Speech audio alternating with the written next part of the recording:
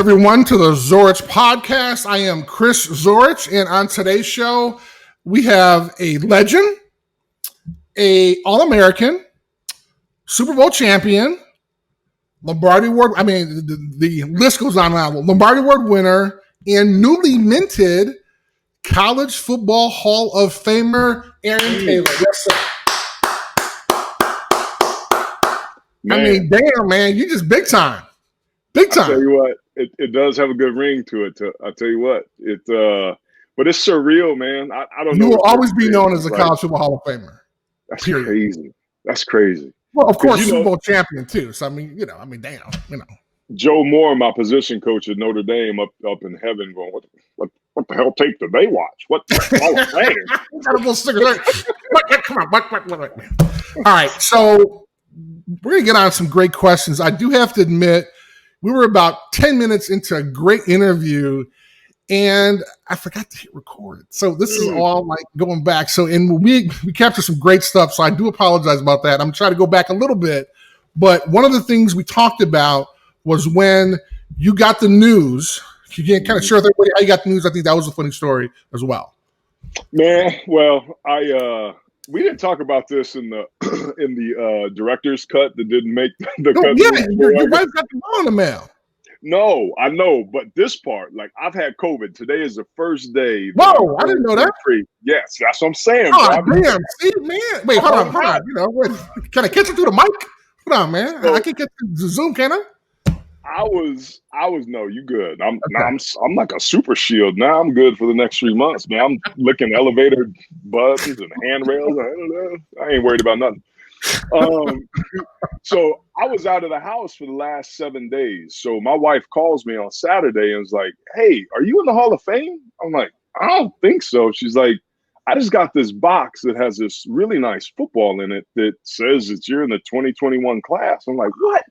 FaceTime me. So she FaceTimes me, shows me the ball. I'm like, damn, I guess I am. Nobody called me.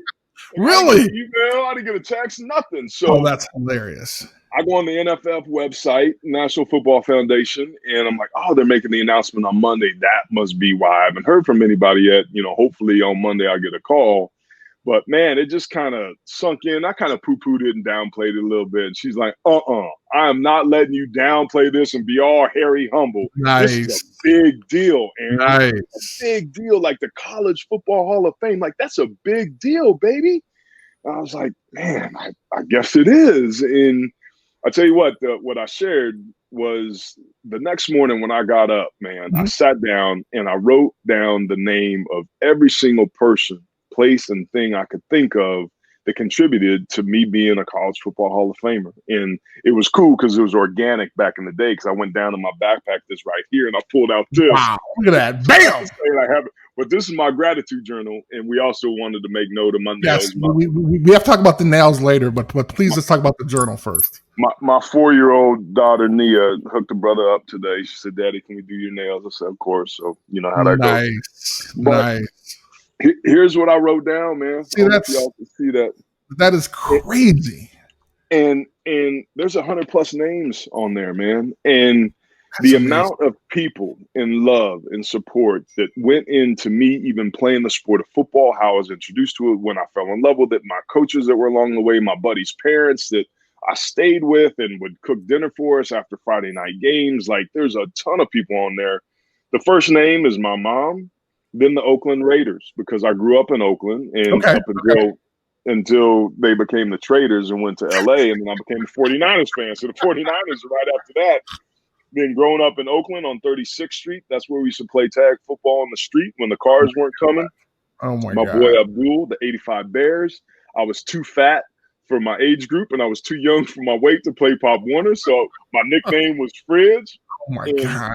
And like all these different names, man, of people that went into what my football experience was. And it's incredible because it was love and support that got me to this point, and it's love and support that brings me here today. And I'll be honest, it's great, you know, to be recognized for something I ain't done in 25, 30 years. But that hay has been in the barn for a long time. But the genuine outpouring of support and people that reached out and were genuinely happy for me, man. That to me has meant more than anything I ever did on the football field. See, that's really amazing because when you think about, well, first of all, I want to say how much of a great guy you are because when I was inducted, I did not write down everybody's name that contributed to me getting there. So first of all, you're a great guy. Oh, I'm getting like sick already, but okay, fine. You're a great guy. That's awesome. And the fact that you're going to reach out to all these people even makes me sicker. But the idea, though, when you think about kind of that idea of kind of not only who you got started, but like why you got into it. And then when you start reflecting about how football has changed your life, and then you can say, well, what if football was not in my life, right? And then that's a whole different conversation, right? But when you have that conversation with yourself and say, wow, and so it's almost like, I mean, anyone who plays any sport, great job, whatever it is, whoever's listening, the idea that when you kind of reflect and say, wow, if not for this person, if not for this person, if not for that person, I wouldn't be in this situation. And then you start saying, wow, I really did lead a great life. And it reminds me of the movie It's a Wonderful Life, right? Mm-hmm. When George Bailey realizes that, hey, he doesn't have any money, but he has all the friends in the world. And it's one of those things when you think about it, it's like, wow, if not for this person. And when you reach out and call Joe from 60 years ago or Bobby Lee from 20 years ago, or wow, how old are you? Almost 50? 40, yeah, almost 50, 49. Right. So Bobby Joe from 40 years ago, from 30 years ago, he's like, man, who is this? It's the idea that folks might not know what they did at that moment that kind of may have turned you, or that may have sent you back at practice when you don't want to go back. I think that's one of the interesting stories that you're going to find as you call and talk to these folks, right? I mean, yeah, you got people reaching out to you now, but it's the people and I think it's going to be amazing because you're going to find that guy who was the manager at the YMCA that you lifted at, that he had he was just a manager, man. He was there from, 3 to 5 every day. You came in, you snuck in, you did whatever. And when you reach out to him and find him and say, wow, you really made an impression, if not for you, and he's going to be like, who? What? And it's so funny how small situations like that really make an impression on people's lives. There's no doubt. First of all, I want to acknowledge that you quoted It's a Wonderful Life, but we're going to let that go. Okay. I'm just saying, that's what I thought. I thought I was kind of a soft nouveau brother, and then you dropped It's a Wonderful Life. So, well, but here's the thing. I appreciate you making me feel so welcome and safe. That actually is one of my favorite. That is the favorite. That's my favorite all-time movie. Number 2 is Godfather, which is crazy. But the reason why, but I got a story behind it. So when I was a kid, my mom and I, we would watch It's a Wonderful Life every Christmas. And so I've kind of kept that tradition since she's passed away. I've actually kept that tradition. And so for me, like I literally know like every line and I know every character and everything else. So for me, it's really a cool experience. So got you back. You're going to play the mom's card. Okay. Well, of course. So along those lines, man, like jokes aside, the thing about football that makes it such a great sport and the greatest ever invented is that it's a people's game, man. And it's a game that you can measure objectively how well you do at teamwork, how well you deal with adversity, how well you work together with others, how well you can plan and prepare and stay committed to something. And it's right there on the scoreboard. And I firmly believe, man, that life isn't about what we do or accomplish. It's about who and what we become in that process. And for me, people are part of my process, man. And for me to think back and reflect on all those things, like one of the things, I love your shirt. You get big ups for the Joe Moore. Actually, I forgot when you started, but this is actually from one of the first years you started it. That's right. So it's a little small, but I wanted to kind of pay honor to what you've accomplished, and we'll actually get into that a little later because it's an amazing. I see you Wow. still are skipping the arms, I'm the trying. bicep curls. You I'm still trying. filling that shirt out nicely. I'm But trying. when we were creating the award, I think 2015 was the first year that we awarded it. So it's a recent award, but gotten a lot of traction. The phrase, we were looking for a way to kind of define what football was and what the offensive line position was within that game. And the thing that kind of hit all of us between the eyes, and it was my dear friend Jack Sichterman, who passed recently from brain cancer. He's a world-renowned branding marketing guy. He came up with the phrase "I am because of us," and there's Great. never been a phrase, that has resonated and been more true for me right now in this Hall of Fame moment than that. Like, I am a Hall of Famer because of all of us, these 100 people Sure. that I'm reaching out to, and thank you for reaching out to me because you're on that list. We'll get into that a little bit. The role that you played directly, and it wasn't a soft role, I assure you of that, my freshman year. Wow.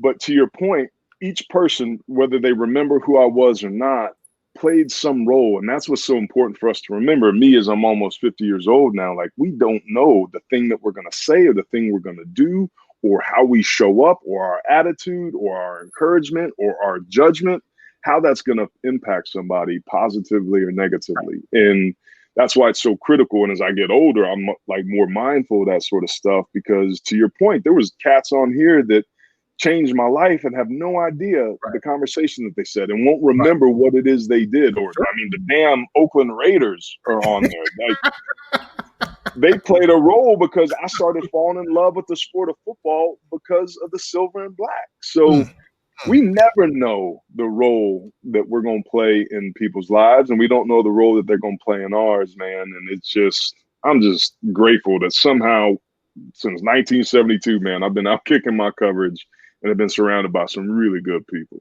That is absolutely awesome, man. That's great. And the idea that, I mean, we've been fortunate enough that we obviously both went to the same school, but the idea that, I mean, I don't know how to work. I mean, Notre Dame is a special place only because of the people there, right? Mm-hmm.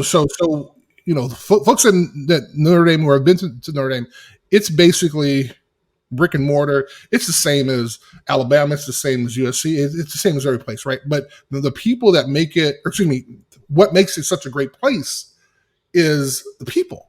Mm-hmm. And when you're able to reconnect with folks and kind of share that same experience, I mean, we haven't talked in a bit, but we're sitting there joking and talking like we haven't talked yesterday. Yeah. And it's exciting to kind of see your success, because I remember when you first walked into Notre Dame and you were this young kid, and I was like, man, who is this dude thinking he's biracial like me? What's going on over here? This little hat turn and everything. I'm like, who's this dude?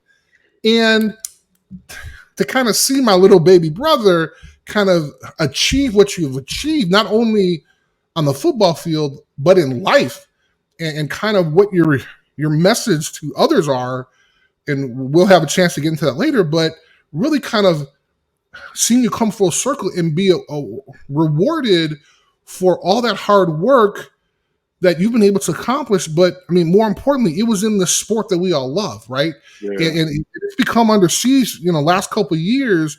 But I'll put football up against any sport, any team sport there is, and there's no way it's compared. You learn so much from getting the crap beat out of you every day. And I don't care if you're a Heisman Trophy winner or if you're a walk-on, you aren't winning every play. And so the idea is, what happens when you come back? And so I wrote it down. I mean, I am because of us. I love that quote. Yeah, I appreciate it, man. It's you're so right. Football is a sport that teaches us things that we just can't learn any other way, man, as young men. And case in point was, you know, after I got kicked out of the house, and I was, you know, you asked me earlier on the unedited, the director's cut video. I messed it up version. All right. Before you hit record version about how I got involved in football. How did you get involved in football, Aaron? Did you play basketball? Was I a 4 and 5 sport guy? And I was like, no, I was a 4 and 5 drink guy. I was partying and smoking a lot of weed, and a DNF student, and, you know, just moving around a lot. And you mentioned being biracial, not feeling black enough or not feeling white enough, feeling too black, too white, always a new kid in school and just wanting to fit in, man. So I started hanging out with the guys that were smoking weed and drinking, and they were more than welcome to have me, and I was more than welcome to fit in. But I got kicked out the house. You gotta care. Wow. And my how old were you? I was 14, and I went and slept on my boy's floor for about a week. The guy that I was hanging out with the night I got kicked out. And my mom had been calling his mom. They were going back and forth. And finally she called me back and said, "Hey, do you want to come home?" I said, "Yeah." She's like, "Things are going to be different. We're going to have a talk." She's like, "All right." So I sat down and she's like, "What do you want to do with your life?" I'm like, "I don't know. I want to play pro football." She's like, "Oh, okay. Well, how do you do that?" So, well, you play in high school, and then, you know, you play in college, you get drafted, and, you know, they just give you a bunch of money. It's like, oh, you just get drafted and they give you a bunch of money. Does everybody get drafted? I was like, nah, you know, just kind of like the best guys. And, you know, I guess those are the guys. And she's like, oh, okay. She's like, what about in college? Like, when I was in college, I had to have good grades. You have to have good grades if you play in college football. I was like, yeah, I think it's like, you know, 700 on the SAT and like a 2.0. Yada, yada, yada. I was like, oh, okay. Well, does everybody get to go to college and high school? It's like, no, just, you know, some guys. Well, how do you get there? It's like, oh, you just play high school ball and they give you a scholarship. Oh, they just give you a scholarship. So she was walking me back, man. I was like, already in the crosshairs and didn't know it. And she's like, oh, so every time you smoke weed, every time you skip school, every time you get in fights, every time you're doing all this stuff, what you're really saying, Aaron, is that you don't want to play pro football. Isn't that right? I was like, huh? It's like, yeah, right. Because you said to get drafted, blah, blah, blah. She walked me back and she, you know, connected the chain of choices, actions, and consequences, man. And like, that was a moment, Chris, that the light bulb went off for my 14-year-old dumbass. But that night on TV, and one of the things I wrote down on this list was this local, you know, B grade Bay Area sports show called Home Turf. Okay. And they were talking about this school, De La Salle, on the other side of the bay, that had this 44-game win streak. And it was a Catholic school over in this town called Concord. I was like, see, Mom, that's the type of place I need to go. Like, they don't take football seriously where I was in Marin. And I was hanging out in Marin City. That's where I got in all my trouble and going to Mount Tamalpais, which is more of an art school. And our one of our coaches stole our bus money for away games. I mean, it was a disaster. So long story short, man, the stars aligned. My mom got a job. She had a friend at work from being a nurse at ICU at Children's Hospital in Oakland for 20 years. It happened to have a house that she was looking to rent that was right down the street from De La Salle. Like, everything just started falling into place. And when I got there, like, the harder I worked, the better I got. But it wasn't a clear, easy path. And to your point about football being about how do you respond? Right? What happens when you get knocked down? You're not going to win all those battles. Well, shit, right out the gate, man, I lost my first big one. And it was after the first practice at De La Salle. Now, I'm telling you, I was the big kid with a ton of potential that had a bad attitude, no work ethic, and zero technique. I hadn't played football, man. I didn't know what it was about. My nickname was Fridge as a kid, and I was a big dude that had some athleticism. I was going to show up and play football. Right, exactly. Just give you a scholarship. So I go to that first practice, and it's 3 hours of me getting mother scratched and dog cussed, man. It was the hardest practice I'd ever been through in my life, looking back, playing for Joe Moore. And I come home and I'm crying. I come home, you know, hey, baby, how was practice? Boom, go right into my room, and I'm sitting on, you know, the edge of my bed. And she walks in and goes, hey, what happened? I was like, I can't do this, Mom. I can't do this. I can't do this. These guys are yelling at me. If the play was going right, I was going left. And if the play was going left, I was going right. I was like, I can't do this. Like, I'm so sorry we moved here. I know you wanted me to do this. And it was just like, I was distraught, Chris. And she let me vent and like get everything out. And she said, okay. She said, well, you got to figure out if what you want is worth the price that you might have to pay to get it. She said, what time's practice tomorrow? I said, 7. She said, I'm going to get up and I'm going to make breakfast. She said, you ain't got to get up. Like, if you don't get up, I'll never say a word. You ain't got to worry about us moving out here. You can stay in school, the whole deal. But if you get up, I'll know the decision you make. And if you don't get up, I know the decision that you've made. And she shut the door. Boom. Dude, I got the chills, man. Oh my God. Bruh. So let me tell you what, man. So there I am, sitting on the edge of my bed at 14 and a half, almost 15 years old, thinking, how in the hell am I going to get myself out of this? Right? Like all the effort and the resources of my mom finding a new job just to give us a chance to be able to go to this school. And I couldn't afford it all the way anyway, but we had to pay money and I had to work, and like, it's over before it even started. And I didn't sleep that night, man. And I didn't know what I was going to do, bro. And like every time I tell this damn story, I get choked up because I was sitting on the side of the bed, brother, not knowing what I was going to do. Wow. And I didn't know what it was going to take and how I could find what was necessary for me to get up and go eat breakfast and go endure what I went through the next day. I didn't think that that was humanly possible. I didn't think that I was possible in that moment. But somehow, man, some way I woke up and I had breakfast and I went to practice. And that next day I got my ass dog cussed again. But, oh my God.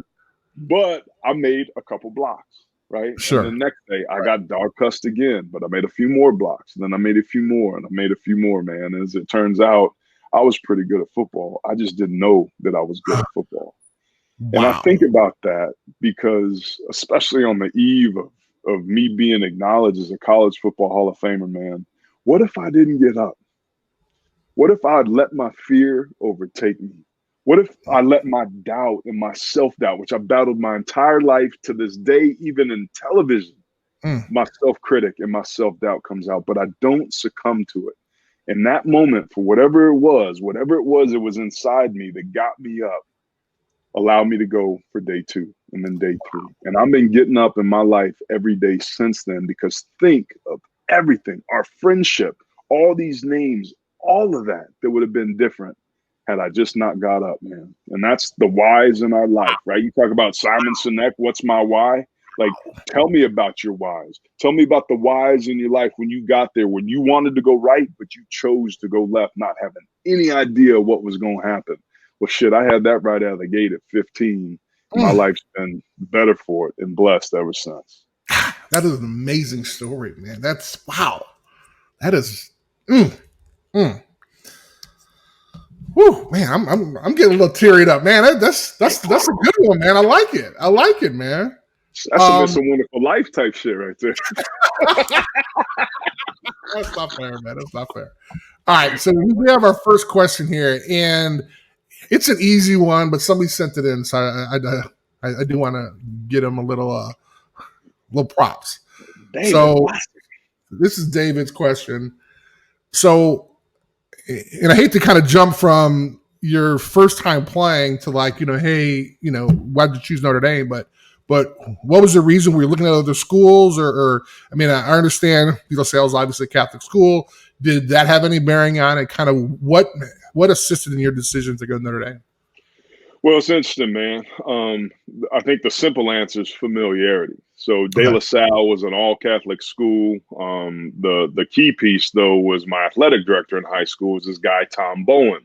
Okay. Tom Bowen would later go on to be the athletic director at San Jose State. And then most recent, I know Tom. I didn't know that you were his. Oh, my God. Yeah. So he was my athletic director in high school. He was at Memphis. He left Memphis. That's right. To go. Yeah. Just retired from Memphis. So. I actually interviewed to be his number 2, but that's a whole different story. But go ahead. We'll talk about that offline. Bowie was like, yo, you got to take a trip to Notre Dame. Now, I played my junior year and like got better really quick. Like everybody worked hard, right? That was the De La Salle way, but they got this much better. I got that much better. Same work ethic, same, doing the same things. I had God-given ability that they didn't have. And I got better really quickly. But I was probably 285 and wasn't real strong yet. We worked out, but that was literally the first time in my life I'd ever lifted weights. So the coach was like, hey, if you lose weight, I think you have a chance to go to any school you want in the country. I was like, all right. So I did what any self-respecting big man would do, went on Weight Watchers, right?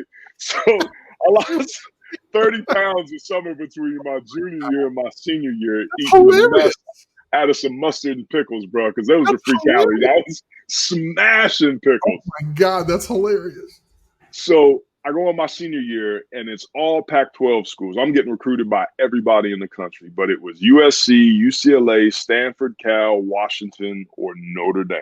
Okay. And as the calendar fell, Notre Dame ended up being my first trip, and it was December 2nd after the 89 season, the year after you guys had won the national championship. So you're in the room. Regis is up on the dais. He's the MC. T. Rice is in the room. Like, it's this big production.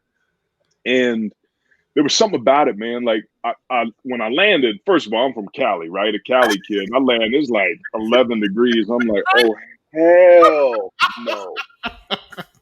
Like, I got out of the airport and like walked back in just so I could see if it was really that cold. When I walked back outside, I'm like, is it really this cold? I was like, is it always like this? Like, nah. Just for like the last 2 weeks, and then it starts to warm up. They were lying. But I got in the car, and one of my former teammates, a guy that ended up signing, was this guy, Dean Lytle. And Dean was from North Carolina. And I'd never met a cat from North Carolina, South, or anywhere else from Cali, because I was a Cali kid. Right. But Dean and I vibed, and he was this cool dude. He wasn't cocky, he wasn't arrogant. We just talked the whole way, and then everybody I met, I think 20 of the 26 guys that signed in my class were on that first weekend, man, and we potted up quick. Vinny Serrato did wonders, making sure that not only we had a lot of talent, but we were dudes that wanted to be and could be at Notre Dame. And that's why I say familiarity is probably the biggest reason why. When I got there, it felt familiar. Like, in my bones, I knew that I wanted to be a part of something bigger than myself, and that Notre Dame would afford me that opportunity. And then Holtz hit me on the last day with Aaron Taylor. I want your ass to come to Notre Dame and be the finest damn-ass tackle that's ever played here. I think you're tremendous, son. I want you to start as a freshman. You can play quarterback. I don't care what you do. It's like, just telling me whatever he needed to tell me, right? Right. So I was like, oh, man, I'm coming. So I canceled the rest of my trips. But that was your first one. That was my first trip. Oh, you didn't even go on the other ones. Bro, Holtz got the booty right out the gate, man. I was like, here, take it. The booty. Take it. Oh my God. So that was it, man. And I'll tell you what, aside from marrying my wife, it was number one on my list of good decisions I made until I got married. And now that's number one, but Notre Dame's a close number two. And to your point, we've hit it before, man. It's about the people. And I think as athletes, a lot of us, almost all of us, had an opportunity to go to the USCs or Alabamas and, you know, the Michigans back in the day that, you know, were good teams, Miami. But that didn't resonate with me. And you got to be a different cat to want to go to school all the way across the country in the cold at a place where they're going to challenge you in the classroom. Like, that ain't for everybody, right? Like, in the cold. Oh my God. 19 black people on campus. Like, you play football. There's no hiding. Oh my gosh. All of us were that way, right? So we chose to be there. We wanted to be there. And I think some of the other factors that played a role was like, shit, you guys were 2 years away off of winning the national championship, right? Sure. Notre Dame was rolling. And my freshman year was the very first year of the NBC contract, 1990. Right. So Mom could see me play all my home games and personally see me play every other year with Stanford and USC, right? So it made sense for me to go. And I think one of the funny things that I remember thinking was like, they were hitting me hard on the graduation rate. You know, like Notre Dame graduates 97% of its football players, 97%. And I wasn't the best student in the world, but like deep down inside, I knew I wasn't 3%. So if I went to Notre Dame, I was pretty sure I was going to have a degree. I didn't know if football was going to work out. I was going to have a degree, and I was like, all right, it's a pretty safe choice regardless of how this thing shakes out. Oh, my God. That is hilarious. All right, so name a couple people that were on that trip, if you remember, that wound up committing. Brian Young, Jerome Bettis, Oscar McBride, Oliver Gibson, Jeff Burris, Clint Johnson, Lake Dawson. We were deep, bro. Pete Bursich was on that trip. Oh my God. I think Greg Lane. John Covington. Like, it was literally our entire class was on that first trip. And there were some cats that were there that didn't end up going. Like Andre Hastings was a wide receiver that ended up playing in Tennessee and played in the league for a little bit.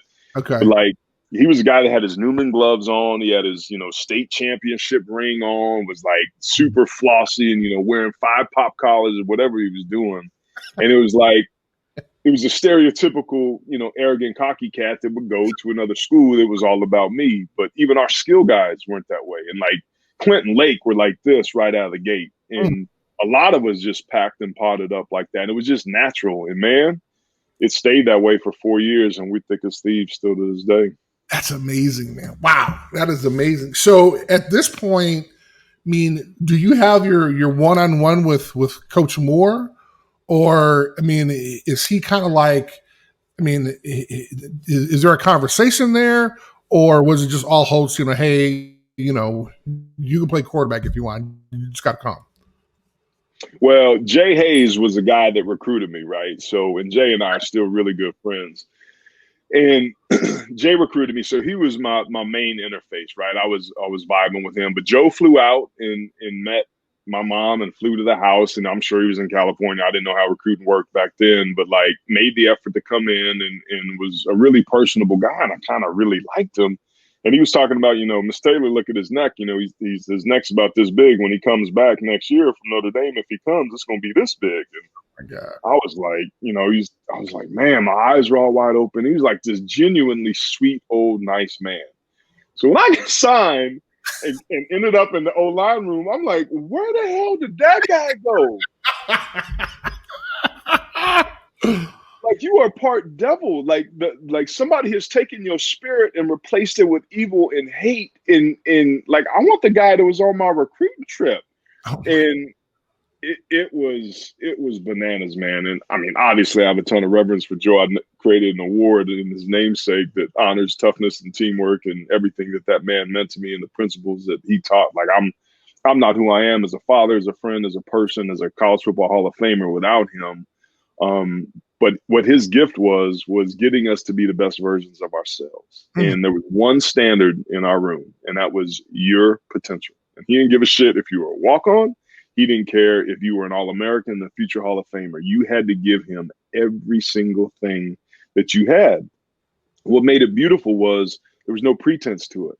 A lot of coaches coach for their job. They're about them. They're trying to elevate. They're trying to make moves. Right. Joe was about us. And that's why we let him punch us in the stomach and rake our eyes and throw cigarette butts at us and all the other stuff that we endured. Because we knew on some level, man, he wanted what was in our best interest. And we trusted that. And we gave him, in a weird ass way, permission to treat us and grind us as hard as he did. And that's why he sent 53 dudes to the NFL in 18 seasons, man. That's almost 3 guys per year on every line he ever coached. Never had a senior that didn't at least get invited as an undrafted free agent to an NFL camp. Never had a senior starter. Think about that. And that's who he was. And he took me and Mirko and Gino and Justin Hall and Todd Norman and Lindsey Knapp and Mike Helt, these guys that weren't the best athletes in the world, but he figured out ways to get them to be the best versions of themselves. And there's never anybody in the sport of college football that did it better than he did.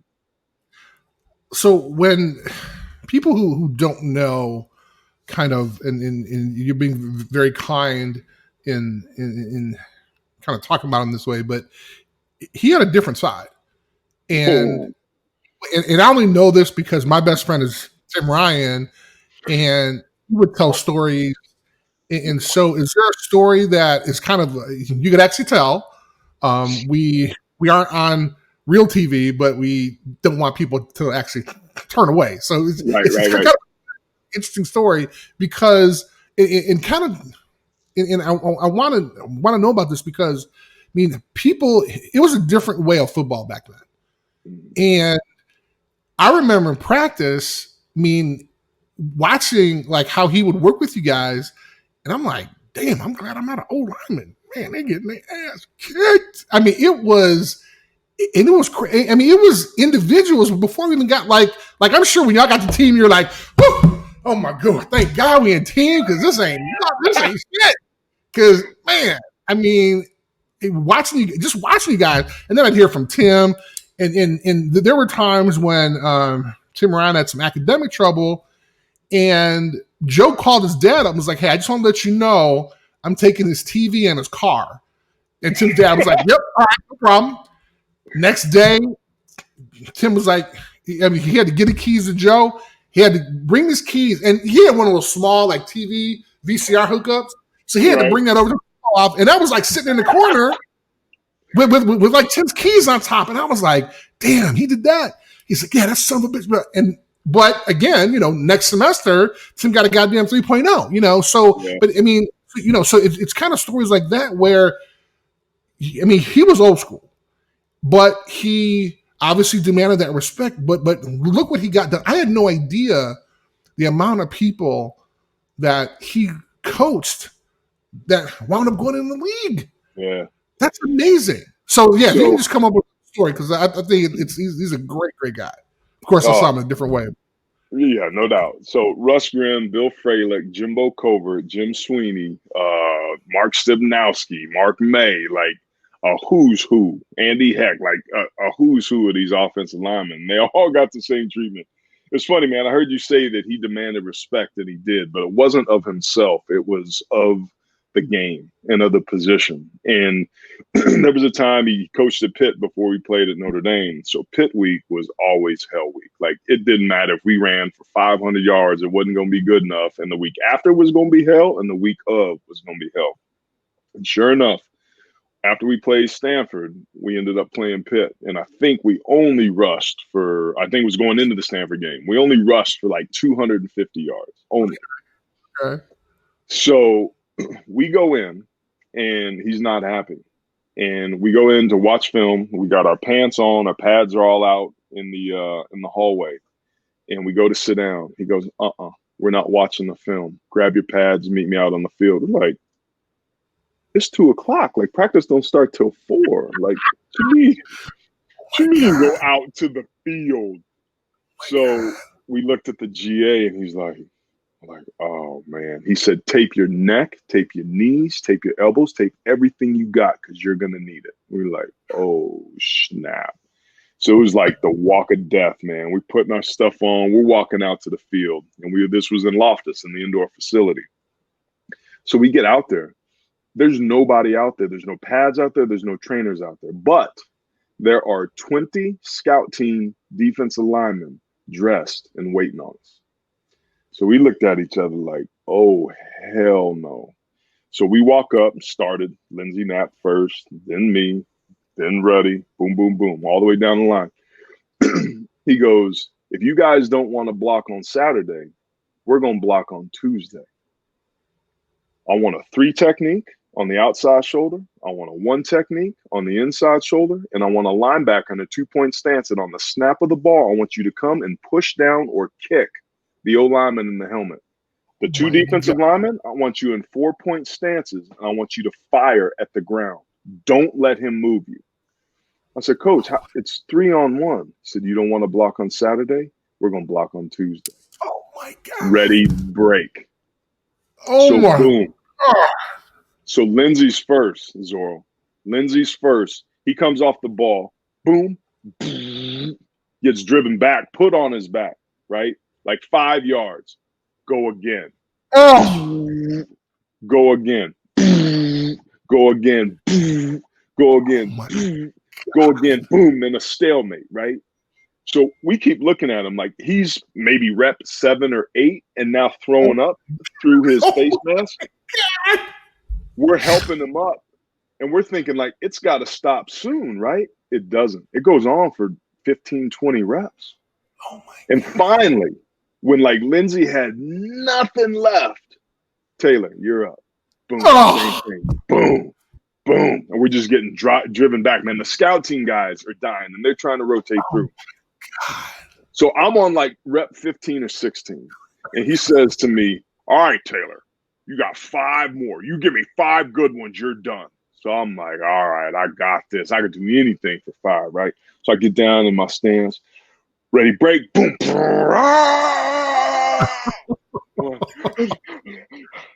Ready, break. Right? list goes on. And I get that fifth one, and I get up, look at him, like, yeah. He go, 5 more. Oh, get down in my stance. Boom. Bro, he took me through that 5 more set 2 or 3 more times. I did like 25, 30, one-on-one or 3-on-1 reps in a row. And then boom, Ruddy was up. And then Todd Norman. We went down. We did that twice. So halfway through, check this out. It's now 3:30, right? Right. Coming out, early outs are out, special teams out. And they're walking past us like, what in the hell is going on? Are y'all? Oh my God. So halfway through, like Holtz comes by in his golf cart and he's smoking his pipe. Hey. And he sees him. We see him off in the distance. We're like, oh, thank you, sweet Mary, Mother of God. Thank you, Virgin Mary. You got us. Like, this is over. And he comes over. Joe. What the hell's going on, Joe? So we're working on the toughness drill, coach. They don't want to block on Saturday. We're going to block on Tuesday. Holtz goes, okay. You're like, no. Oh my God. We did one-on-ones like that leading up to practice. Like when we stretched, like people were genuinely concerned for our well-being, man. It is easily, like I talked about my high school practice being the hardest, like mentally, that was the hardest physically, without question, no parallel. So fast forward, that was my sophomore year. Junior year, consensus All-American, whatever, All-American, win the Lombardi my senior year. We end up number 2 in the country. And one of the things he would always do is he would take you out for kind of burgers and sodas, if you will. I guess he's dead now. So we take out for burgers and beers. We went to CJ's. And it was kind of like this rite of passage, right? Okay. And we would kind of get to see him, and like he would let down his coach guard and would like be one of us, right? And treat us like he treated the other skill positions and the GAs and the other coaches. And it was like he became the guy that was like the dude on my recruiting trip. And he pulls me over and he goes, hey, Taylor. He's like, you remember that day we did the toughness drill? 3-on-1 and a 1 technique and a 3 technique and a linebacker. You were so tired. He's like, you know I did that. And you remember how I said, hey, you got 5 more in you. And then you do 5 and look at me with them puppy dog eyes. And I make you do 5 more. And like he is cracking himself up. I'm like, man, get to the damn point. So he goes, you know, and then it's like he kind of changed, right? And it got a little serious. He's like, you know why I did that? He said, I did that because I wanted you to know that at some point in the 4th quarter of a game, that when we needed a first down and we were going to run the ball behind you, that you knew from that moment on that you would always have 5 more in you. He said, I wanted you to know as a husband and as a father and as an employee and maybe an NFL player someday, when life's got you down, the chips got you down, and you don't think that you got any more in you, that you would remember that day and that moment and know that you always had 5 more in you. Jesus. Dude, and let me tell you what, Chris. Dude. Bro, that man had a method to his madness, and he did that for our sake, not for his own. There was no ego in what he did. But I tell you what, I learned that day that I was capable of doing a hell of a lot more than I ever thought possible. I learned how to push myself. I learned how to give everything, thinking there was a finish line, and then the finish line gets moved, and I got to give everything again. That ain't how we're wired. That ain't human nature. And Joe knew that. And man, I'm telling you what, we all remember that day, maybe a little bit differently, but I will never forget it because that's the day I learned that I'm capable of doing a hell of a lot more than I thought possible. God, that's amazing. I get the chills, man. That is an amazing story, man. I'm gonna take a little break here. We'll have a chance to hear from me and my partners at Comar Partners. This is Chris Zorich. Being part of some very successful teams, what I valued most was the collaboration and the chance to work toward common goals. Comar, derived from the Gaelic word meaning collaboration. Comar Partners is a recognized leader in retained executive search, professional recruiting, and talent advisory services. We are trusted advisors to our clients. We view our work on behalf of our clients as mission critical, and with the knowledge that a great resulting hire will have a direct effect on our clients' businesses. It's time to collaborate, cultivate, and connect. Why choose Comar Partners? The difference is clear.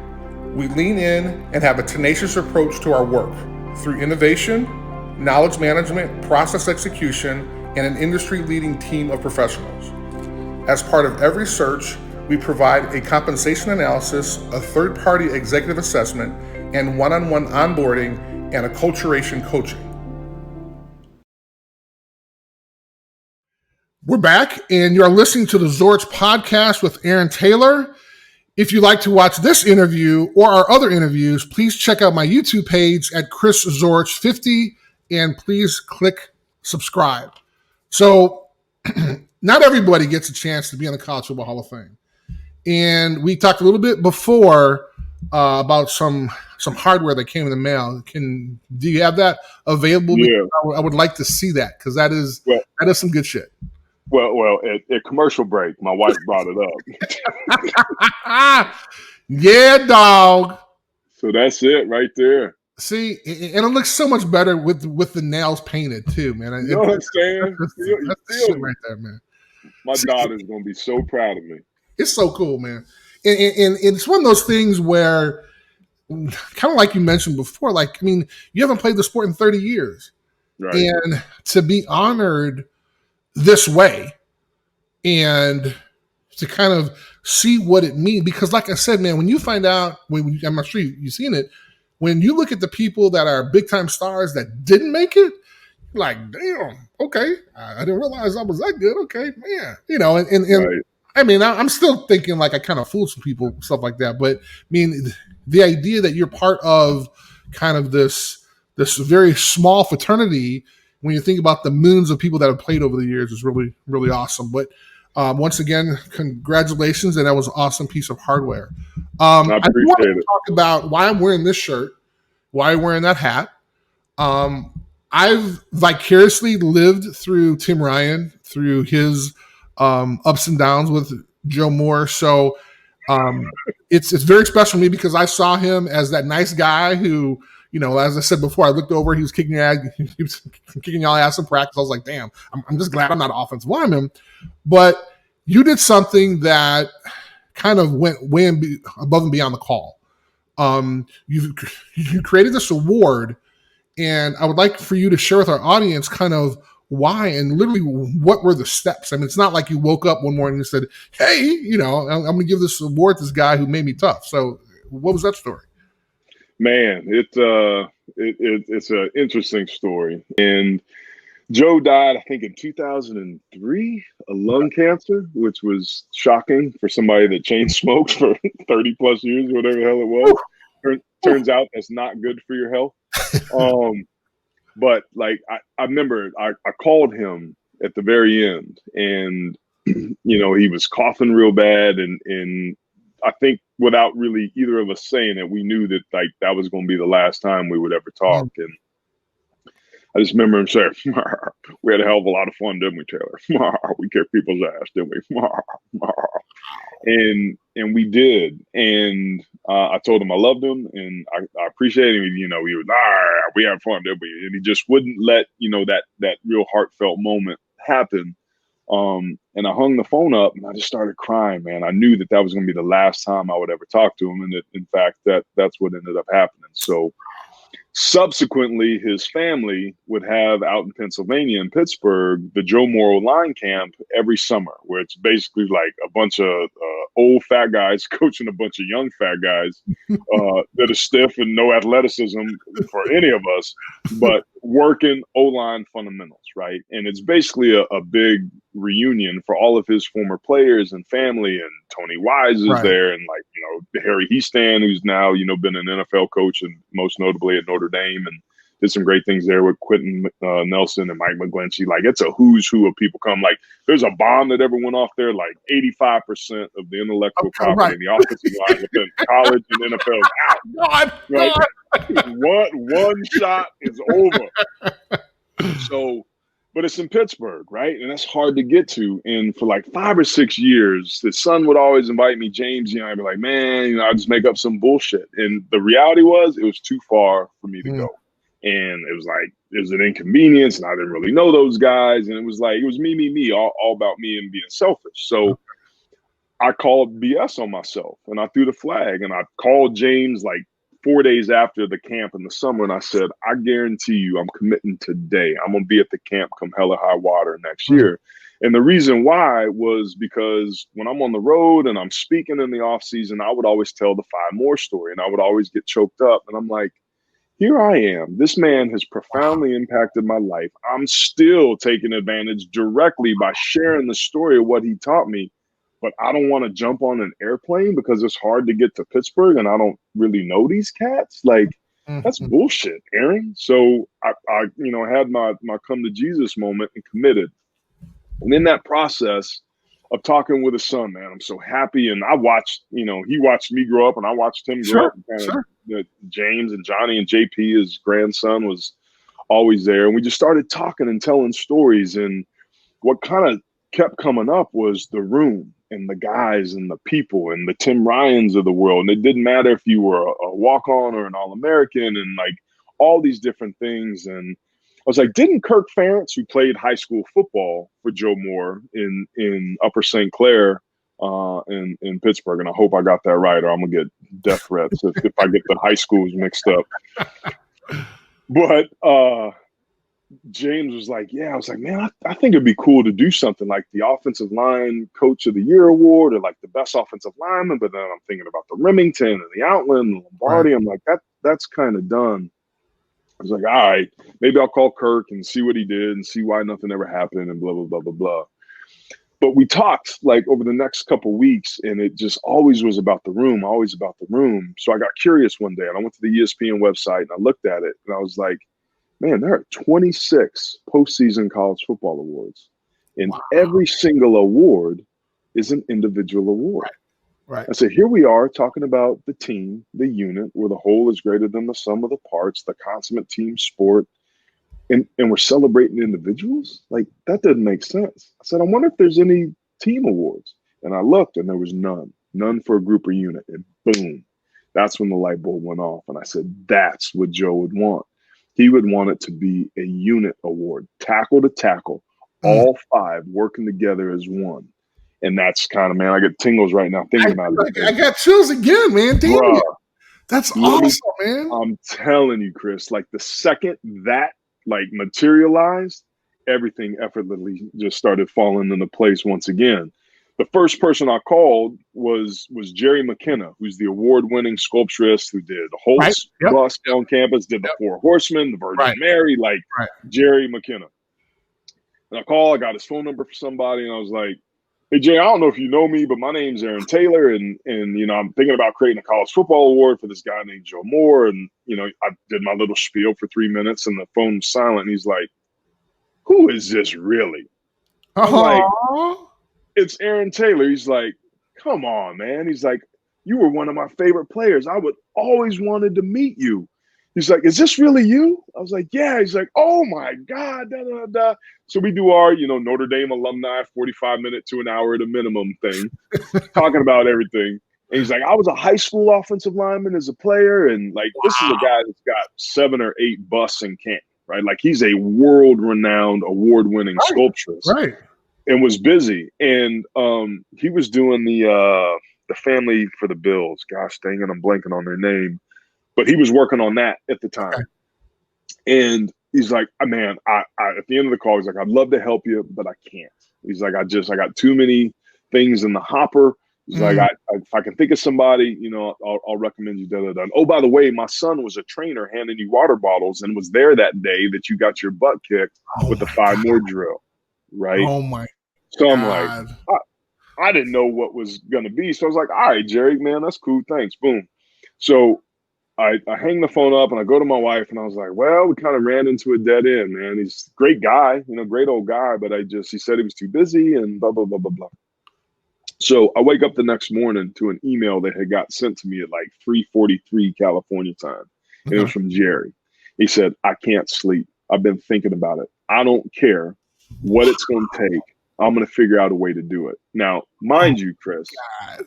the idea of the Joe Moore Award was just that, an idea on June 7th. That was the germination, the birth of the idea.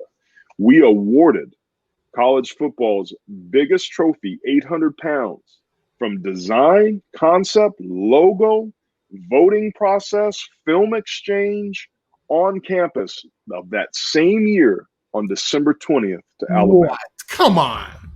So listen, Jerry, who had been a sculptor for 40 plus years, the foundry that had been around for 70 or 80 plus years, neither of them had ever turned something around. Like, to make a bronze sculpture, it's like an 11-step process. It starts with clay. That's like the easiest, simplest part. Right. Blah, blah, blah, blah, blah.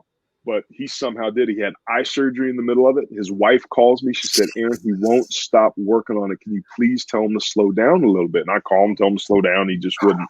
But everybody that was involved with it from day one fell in love with it and was all about it. It spoke. It resonated somehow. And my buddy, who I didn't know at the time, this guy, Jack Sichterman, who would later become a very good buddy of mine and passed away several years ago from brain cancer. He was, 51. It was sudden. It was brutal. It was it was heart-wrenching. But he did the Orlando Magic rebrand. He did the Golden State Warriors rebrand.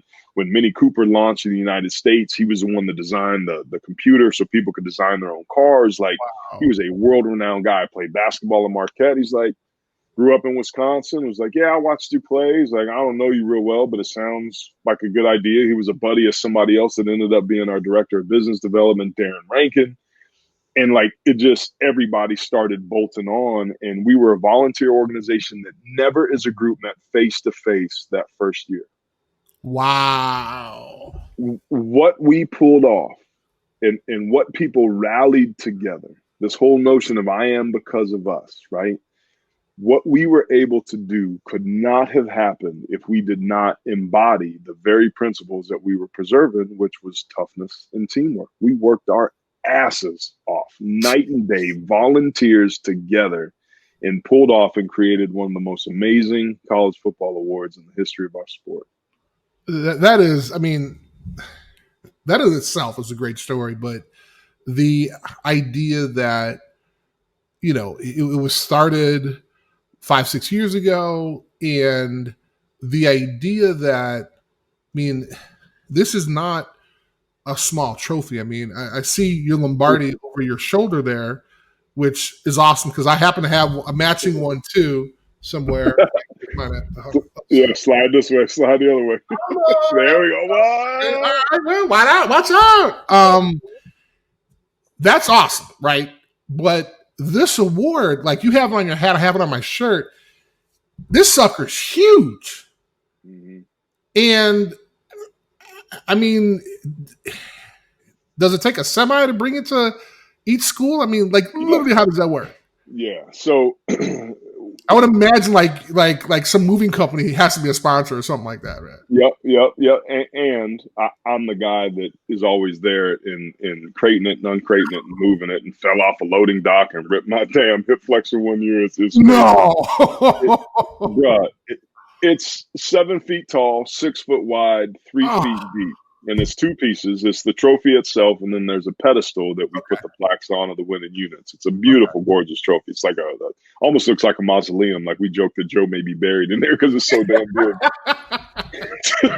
But the thought was, if it takes 5 to earn it, it should take 5 to lift it. So the O-line's a big line and a big position. So if you take a look at the logo, it's from that's the right tackle, right? Yep. It goes down a little bit and then up to the left tackle. Right. It loosely makes the letter M, right? So that wasn't by mistake. I didn't even see that. Look at that.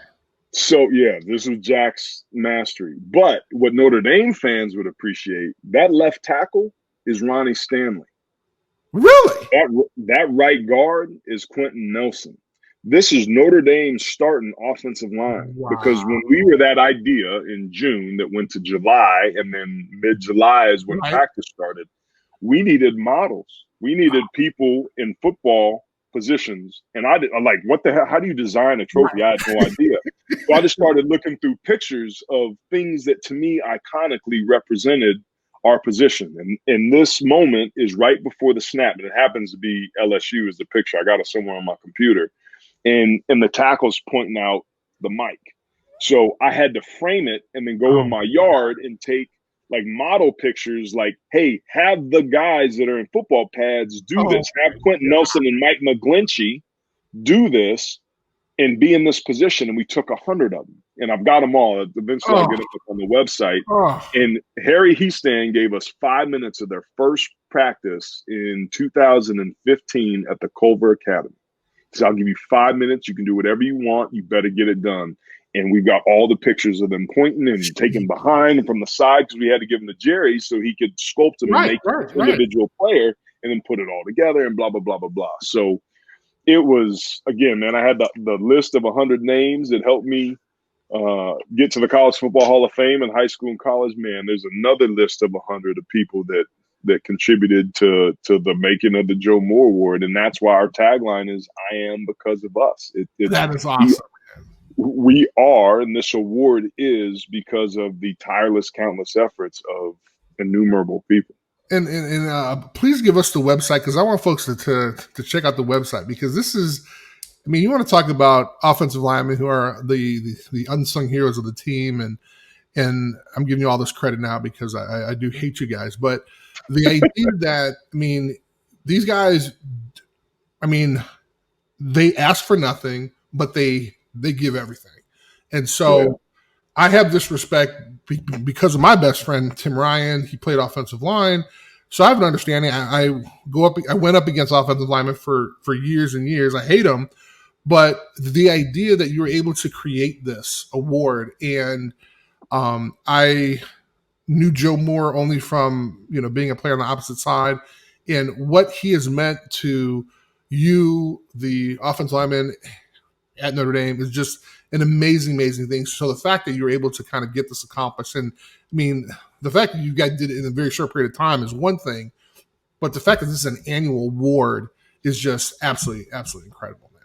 Yeah, and that website's joemoreaward.com. It's a little, admittedly, rudimentary. We definitely are in need of a redesign. So if any listeners, want to donate resources, either their time, talent, and treasure, and help us update and modernize our website, I would be greatly appreciated. It's we're an award. It's been self-funded for the most part. We what we're able to do with rubber bands and orange peels is pretty damn amazing. If people had any idea what takes place and what we're able to pull off as volunteers is amazing. And we need to become a real organization that's around as long as the game of college football exists, and we're well on our way. That's my plug. I love it. What I'll say is this. I want to go back to, you were talking about Tim Ryan. Well, Tim Ryan was the player that I played behind. I was a backup to Tim. And very early on in my career, when the freshmen show up before all you guys showed up, my true freshman year, it's all of us in our underwear, right? So we get there, and one of the things that we always do is football is a game of leverage. So we would start doing the leverage drill. For the listeners watching, it's basically a drill where you get helmet to helmet and low man wins. And on the snap of the ball, you fight to get your hands inside. You want inside leverage. You also want up and down leverage, meaning getting your pad level and your helmet below the next guy. So it's pretty violent. And if you're up high, you get driven back and then you work to get back under. And it's about as physical of a drill as you can do without actually being in pads. And you put pads on, and then it's football and starts to ramp up from there. So Joe says, hey, we need a volunteer to do leverage drill. So boom, I immediately step up, and here comes this young cat, number 97, named Bryant Young, that steps up as well. And Lord, let me tell you, they didn't have many Bryant Youngs in California when I was in high school football. Oh, that's hilarious. But fighting for my life, we still made it, right? And I held my own. And I'm like, this dude's a pretty damn good player. Like, I'm kind of holding my own. So I'm like feeling good about myself. Things are moving fast. We're getting our butts kicked. You guys are about to show up. And very early in practice, like, we getting fit in our pads. And like, now it's about to get real. So as practice goes on, like you're going against 10, like starters going against starters in one-on-ones, but then we break off and, you go down the scout team. So I'm on scout team and going against this guy who is whipping my ass. And he's whipping my ass so bad that I went home the first couple nights of practice and called my mom. And I had another one of them sitting on the edge of the bed moments. And I'm like, Mom, I can't play this game now. I was like, I can't play at this level. Like they got this dude. Like, first of all, he's got a mustache, Mom. I said, second of all, he's got arms like legs and legs like people. This guy is gigantic. And I was like, I don't even know his name, but he's number 50 and he's whipping my ass. So she's like, calm down, baby. You can do this. You can go ahead and figure it out. Just do your best and blah, blah, blah. I'm like, I don't know, man. This dude is good. Like, I can't touch him. I go, he just throws me. Like, well, you were that guy. You were number 50 with the mustache, with arms like legs and legs like people. And won the damn Lombardi that year. So here I am in my mind. I can't play college football, get my ass. Right, exactly. Damn Lombardi. By the way, I'm 18 years old. What the hell? Come on, that's not fair. Who can grow a damn mustache? So it was pretty amazing, man. Of course, 3 years later, I won the dang Lombardi, so I figured it out pretty good again. But like that was what was so amazing about us. Like we were good dudes, but like we were freaking talented, man. Like, we had 6 guys out of my class that were first rounders. We didn't all come out the same year because Jerome Bettis and Tommy Carter left early. Right. But we had 6 first rounders. And like you had to bring your A game every day. Like, every practice, every period. You couldn't take no plays off because he was gonna get caught. And it's so interesting because, and I wanted to say this for later, but when you look at that period, I mean, Holtz's couple years there, or 10 years there, like his first 5, his first 6, there were some crazy talented people. I mean, I don't know if it was Vinny or what Holtz saw, but I mean, and you talk about Brant Young, was fortunate enough to have him on. I mean, he was, or he's one of the finalists for the NFL Football Hall of Fame. Yeah. I mean, hello. I mean, so we're talking about a guy who grew up not too far from here in Chicago Heights, but I mean, here's someone who was part of this class, part of your freshman class, that like 4 or 5 years, or 3 or 4 years later, half of them are in the pros. Yeah, I mean, it was crazy. And so when you think about like that talent, and granted, I mean, during Holtz's run there, I mean, we didn't lose that many games, but it was amazing because I remember talking to him. We talk about this all the time. My teammates is we enjoyed the game so much, not because we had a whole bunch of fans, it was on TV, because it was so much easier than practice. Yeah, no doubt. I mean, it was, and so when you expect, like what you were talking about, when your teammates expect this from you, and I mean, this wins games. I mean, success is fun, but when you make those sacrifices, and you're able to get together and talk about those games, it makes you feel good. And now, granted, you probably couldn't tell you probably don't remember the score of the game, but you remember the practice. And that's, I think, that makes football so unique, is that, and I said this before, that, you can get beat down one play, but the next play, I mean, you're in that zone and you do really well. So amazing. All right, man, I want to get to some other things, man, because you have this amazing life. I don't want to skip over your awesome pro career. However, you had a chance to win a Super Bowl. So just give us a couple minutes on the feeling that you were actually the best team to ever play that year. I mean, that is... Yeah. Explain. I was never there, so just explain it to us. For us, please. Well, it's crazy, man. And I was only there once, and it's the only time in my athletic career, of all the things that we talked about and all the accomplishments and accolades, where you would accomplish what you set out to do and there was no next week. There was no, hey, good job, guys. We're one step closer. There's no, hey, we got to, continue to keep this up. We might have a chance. It was like when the confetti started coming down, it was like, we did it. Like, damn. Did it? Like, it's over.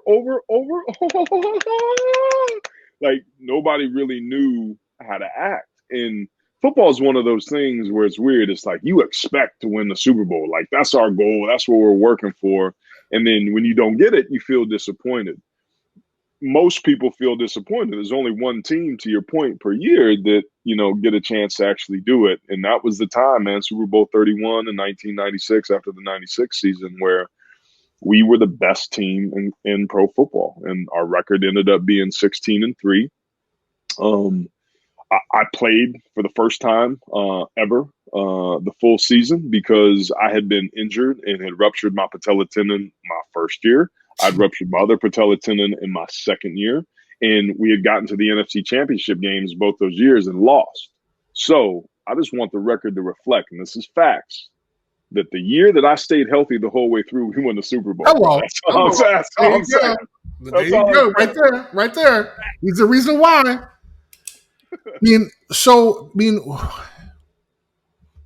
You talked about your venture into football. So now you've achieved what every kid who ever played, every kid who wanted to play, every kid who plays tackling the grass, touching the sidewalk in the streets of thousands of cities in this country, you've now achieved that. How did you feel, when it finally settled in? I don't know, when you got your ring, like what was that feeling? Like you had actually achieved? Yeah. It was crazy. Our ring ceremony, I think, was in March, and that's kind of when it really hit us, man. It was like we did it. And just like football, though, it was like, now it's time to move on. Let's go do it again. And I think, honestly, while I was playing, we didn't really appreciate it because we expected to do it. We were built for that. That's why Reggie White, like God told Reggie White to go to Green Bay, and sure enough, there you go. We went to Green Bay and we won, right? And they had this hot shot quarterback they traded from, the Atlanta Falcons named Brett Favre. And like, I was drafted to help protect Brett Favre. And it was just like, man, when we had a 10-year reunion and like they called us out numerically, right? So it was alphabetical order. So all the old linemen were right before the receivers. It was Derek Mays. It was Desmond Howard. It was Keith Jackson, Mark Chmura, Robert Brooks, Antonio Freeman. It was like a who's who, all these ball, carriers. And I'm like, damn, how did like everybody that was so good stay so happy? Keith Jackson was on that team as a tight end. Like, and that was just because of our culture, man. And that's what I learned, that championship culture trumps talent, in my opinion. And when you can have both, that's when it's special. That's what we've been watching in New England for all these years. You got a generational quarterback, as we know, arguably the game's best ever. But that culture will not be compromised for anybody. And everybody's like, oh, man, you bringing Randy Moss in? Don't do that. He's going to tear things up. Randy Moss comes in, acquiesces. He gets in line real quick. Boom, helps him win a Super Bowl. Our year, we brought Andre Rison in. He was one of those receivers. Rison comes in mid-season. Everybody thinking Ron Wolf is crazy. Why? Like, this dude dated a chick that burnt his house down. Like, what you doing? Dre comes in and wasn't going to be allowed to be Bad Moon Rising. What he did was scored a first damn touchdown, I think, in the game, and ended up having a hell of a career for us and finished the season and added some tremendous depth and skill and talent to the wide receiver position, because our culture was so strong that Reggie and Brett and Sean Jones and Leroy Butler and the leaders in that locker room weren't going to allow somebody to come in and dominate. It wasn't that. And because of that culture, I truly believe that was as much of a reason as we won Super Bowl 31 than Brett Favre or Reggie Brooks or Reggie White, who was not a fun person to block. You had to go up against him. That's awesome. No perdoodles. Block a verse. So you mentioned a little bit before, and I think this is interesting. So, share with us You mentioned a little bit before. Share with us the importance of culture. It's something that people outside of a game, outside of a business, may not really understand unless they've been thrown into it, unless they've been part of bad culture. But what's culture to you? It's interesting, man. My high school coach, Bob Laddiser, is one of the winningest coaches of all time. He set the all-time record for consecutive wins, 151 straight. 13 years my high school after I left went without a loss. And they made a game about it when the game stands tall. And this was a small Catholic school in Concord, California, not the best athletes. But the best athletes from the area would want to go there, just like myself. They didn't recruit. They didn't need to recruit because they were so good. Everybody that could go there found a way to get there. And I commuted, 20 minutes. A lot of people commuted 40 minutes. It was no joke. But Bob, in his book, said something that it was really interesting because that was the first introduction I had to what culture was. Okay. And he said, what all of my players understood is that they weren't it, that they were part of it. And it was something much bigger than they. And that the opportunity to be a part of it was an honor. It was a privilege, and it was something that had to be earned. And I didn't care who you were. We weren't not going to allow you to compromise that culture, which was based upon certain principles. And I think looking back, to me, the most important principle of culture or championship culture is trust. Because trust says in the inevitable times of adversity that you can count on me, that I will be there, that I will do my job, that I will find a way to get it done no matter what. Without that, you don't have a shot. I don't care how much talent you put into a room or onto a team. If you don't have that important element of trust, it collapses.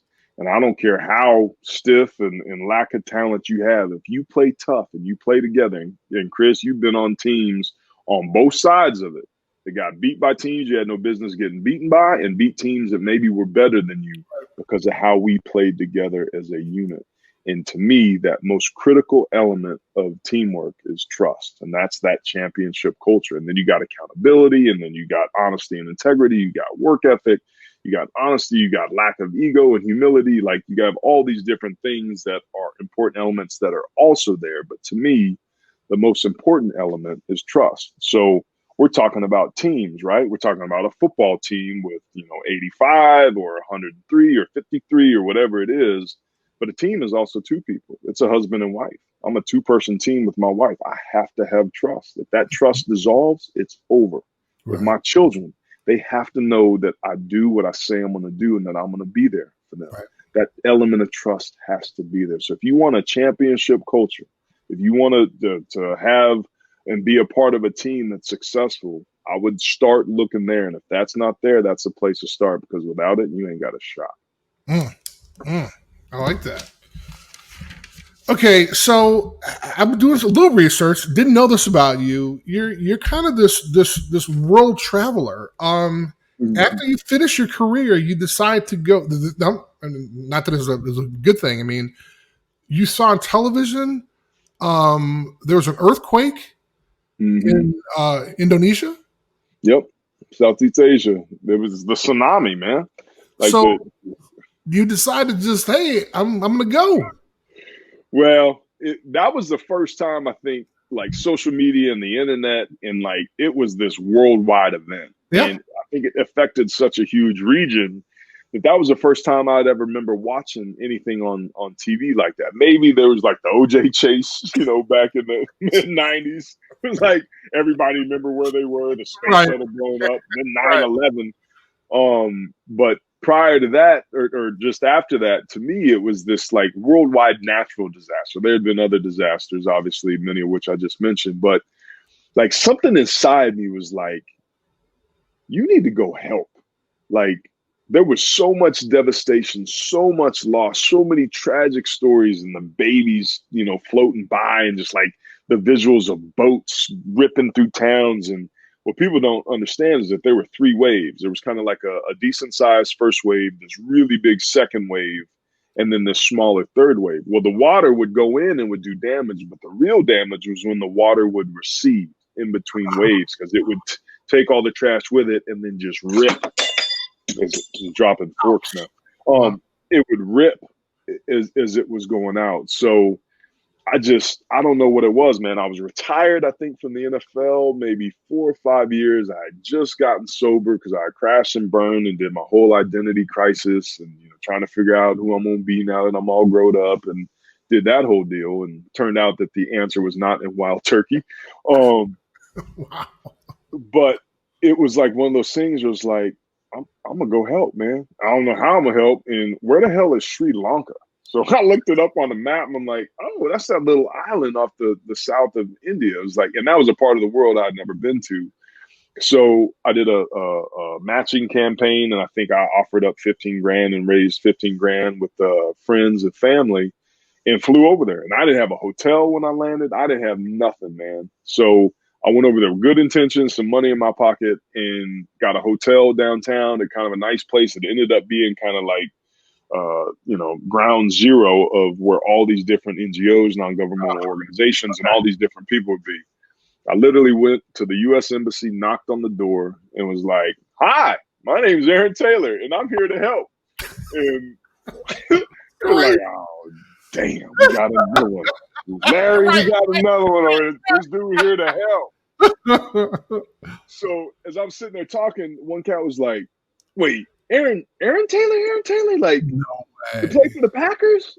I'm like, "Yeah." He's like, "Bro, like, I'm a huge Packer fan, blah, blah, blah. Oh, Come on God. in." What are the odds? Come on. What are the odds? What are the odds of me running into Amani Toomer, a high school teammate of mine, a wide receiver for the New York Giants that was there doing relief work for the World Food Organization?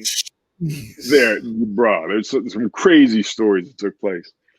Anyway, they invite me in and was like, "All right, here are all the things you need to know. This is where you go. This is where you don't go. There's all this terrorist activity with some Tamil Tigers up in the north part of the country, blah, blah, blah, blah, blah." Kind of gave me the layout of the land. He said, "What we recommend you doing is partnering with an NGO, a non-governmental organization, a charity, and just like tack onto them, kind of go underneath their umbrella, either do what they're doing or use them to kind of to get your feet wet, get familiarized, and then figure out what it is you want to do." So that's how I ended up there. I ended up being there for, I think, 10 weeks.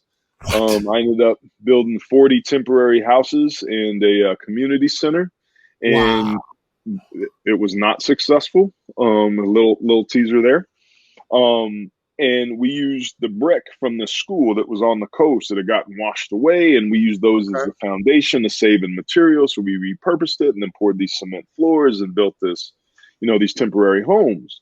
And in that process, like local residents, it was this local town called Cascota, and there were about 4,000 families that were displaced in Cascota. A lot of them went inland and lived with relatives and, moved to areas that weren't as afflicted.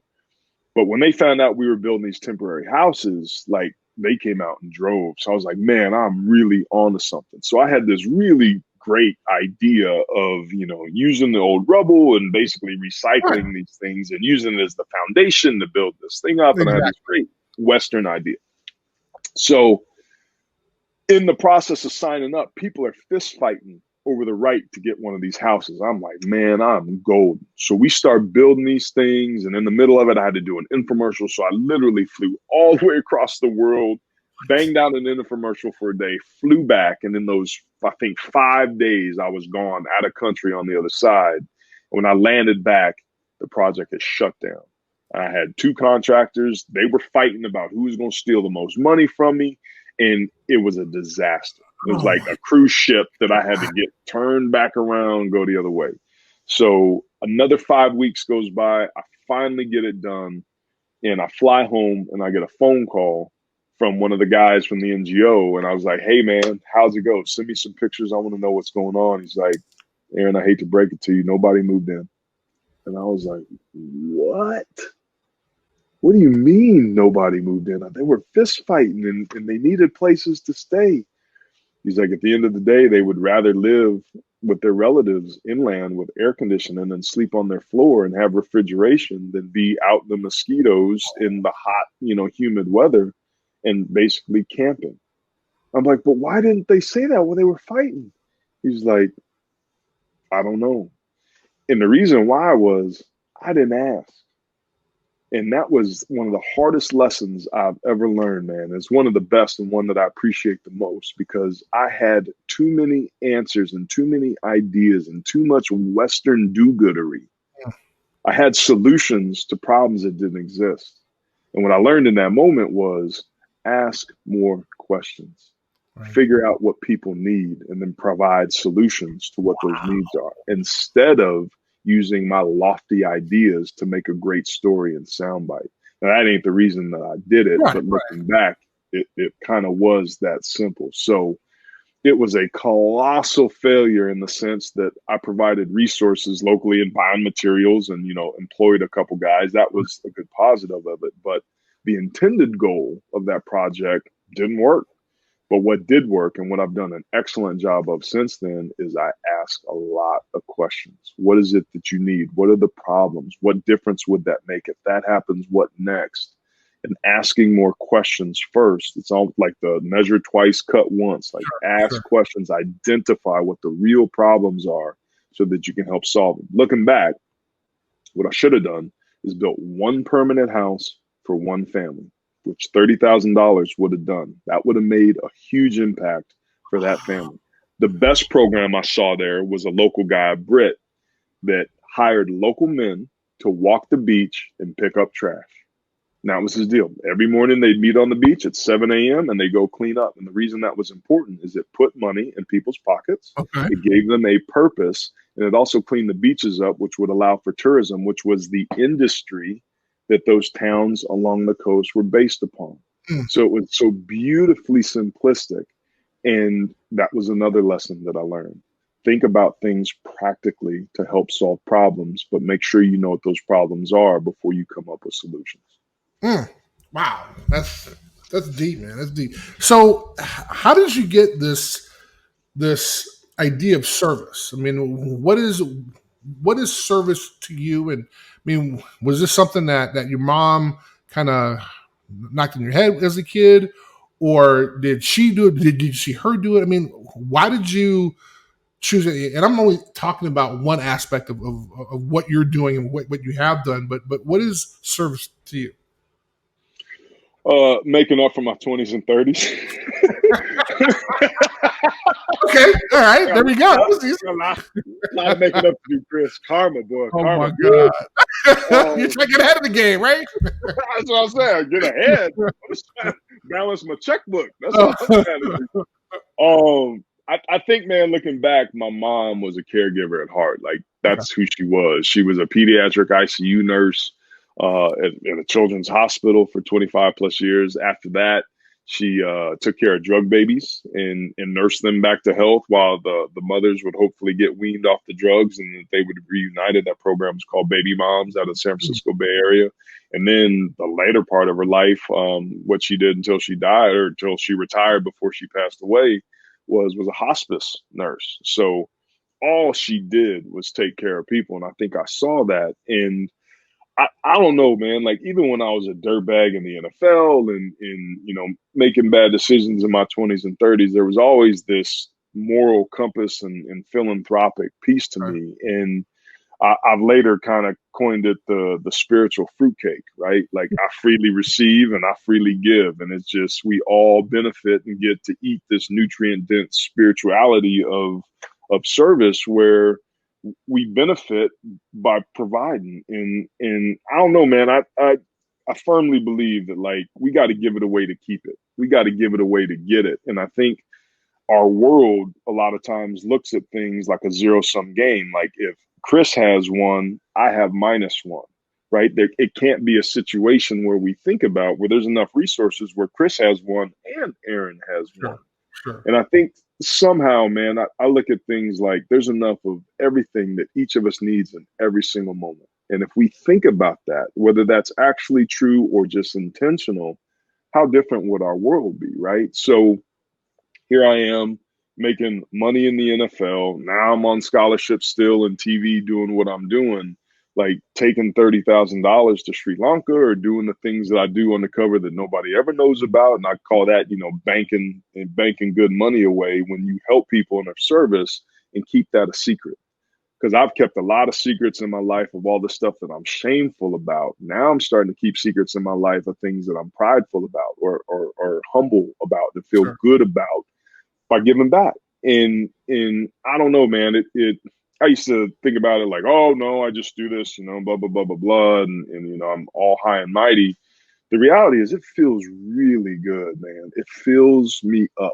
It's selfish in that standpoint, in that there's this mutual benefit, this equal exchange of value that when I serve, I also receive, right? Just like I received when somebody else was serving, just like my sponsor did, in recovery, just like my mom and my coaches and the people on this list that served me, whether they knew that they weren't or not. And I don't know, man. It's the golden rule. What goes around comes around. You got to hit your knees to stand up. You got to let go to take control. Like all these weird, philosophical, spiritual deals somehow, some way have just always made sense to me. And I think it's an opportunity and a almost like a superpower, man. Like there's a frequency in something happens. I don't even know how it works, but I watch it work all the time. And when I'm lucky, I can recreate it. But when I give things away, they seem to come back to me tenfold. And that can be joy, but that can also be judgment. That could be criticism. That could be all these different things. So I don't know how all that works, but they've been writing books about it and drawing pictures in caves about it. Like candles about it. Everybody seems to be noticing and think about something. Like, I don't really know what's going on, but there's something going on. And I think that's just kind of my version of doing what our species has always done. So you've been able to kind of look at yourself kind of introspectively the last several years, and that's really not easy for folks to do. And when I was at Notre Dame, I saw you and I obviously knew what your potential could be. It was your responsibility to kind of take hold after that. What's your take on leadership? We see folks who think they're leaders. We see folks who, I remember when I was like a sophomore, I forgot who our captains were, but I was kind of surprised that the person was voted to be a leader because I never interacted with them, and the person wound up being a great leader. So, what's leadership to you? Man, that's a great question.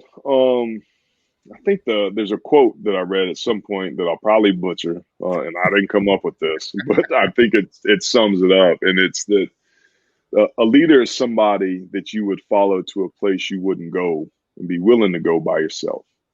Okay.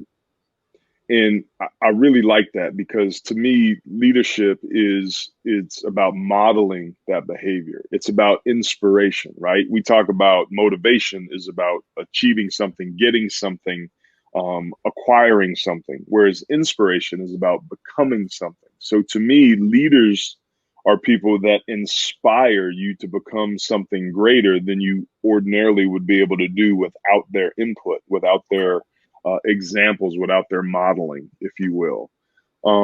It looks a million different ways. It's kind of a corporate buzzword. Everybody's got their own take on it. I don't know if there's a right way to do it. There's a lot of wrong ways to do it. I think some people play leader and act like a leader versus lead.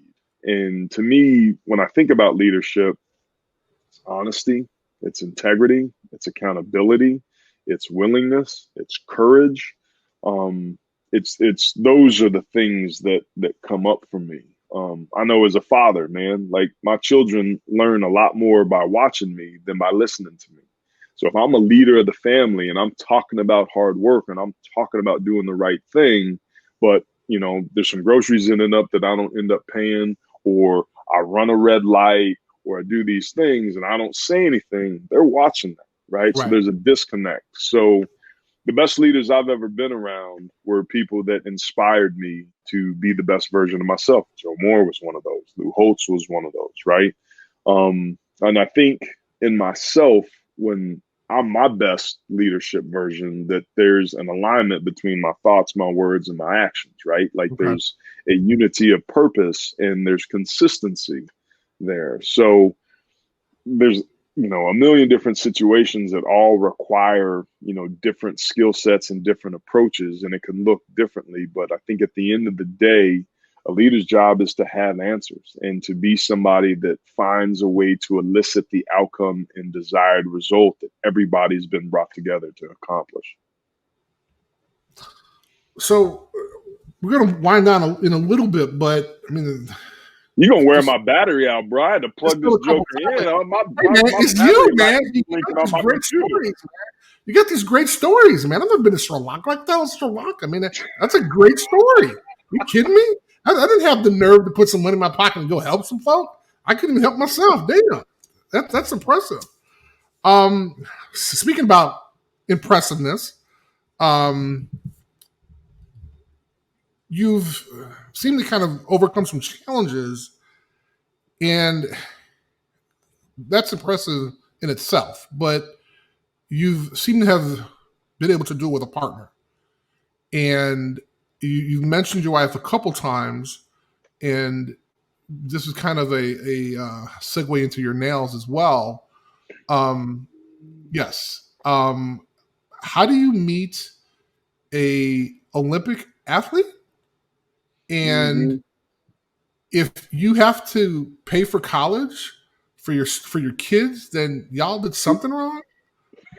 Or the mailman or mailwoman or whatever came by or something? Because if mom is an Olympic athlete and dad is a newly minted College Football Hall of Famer, how?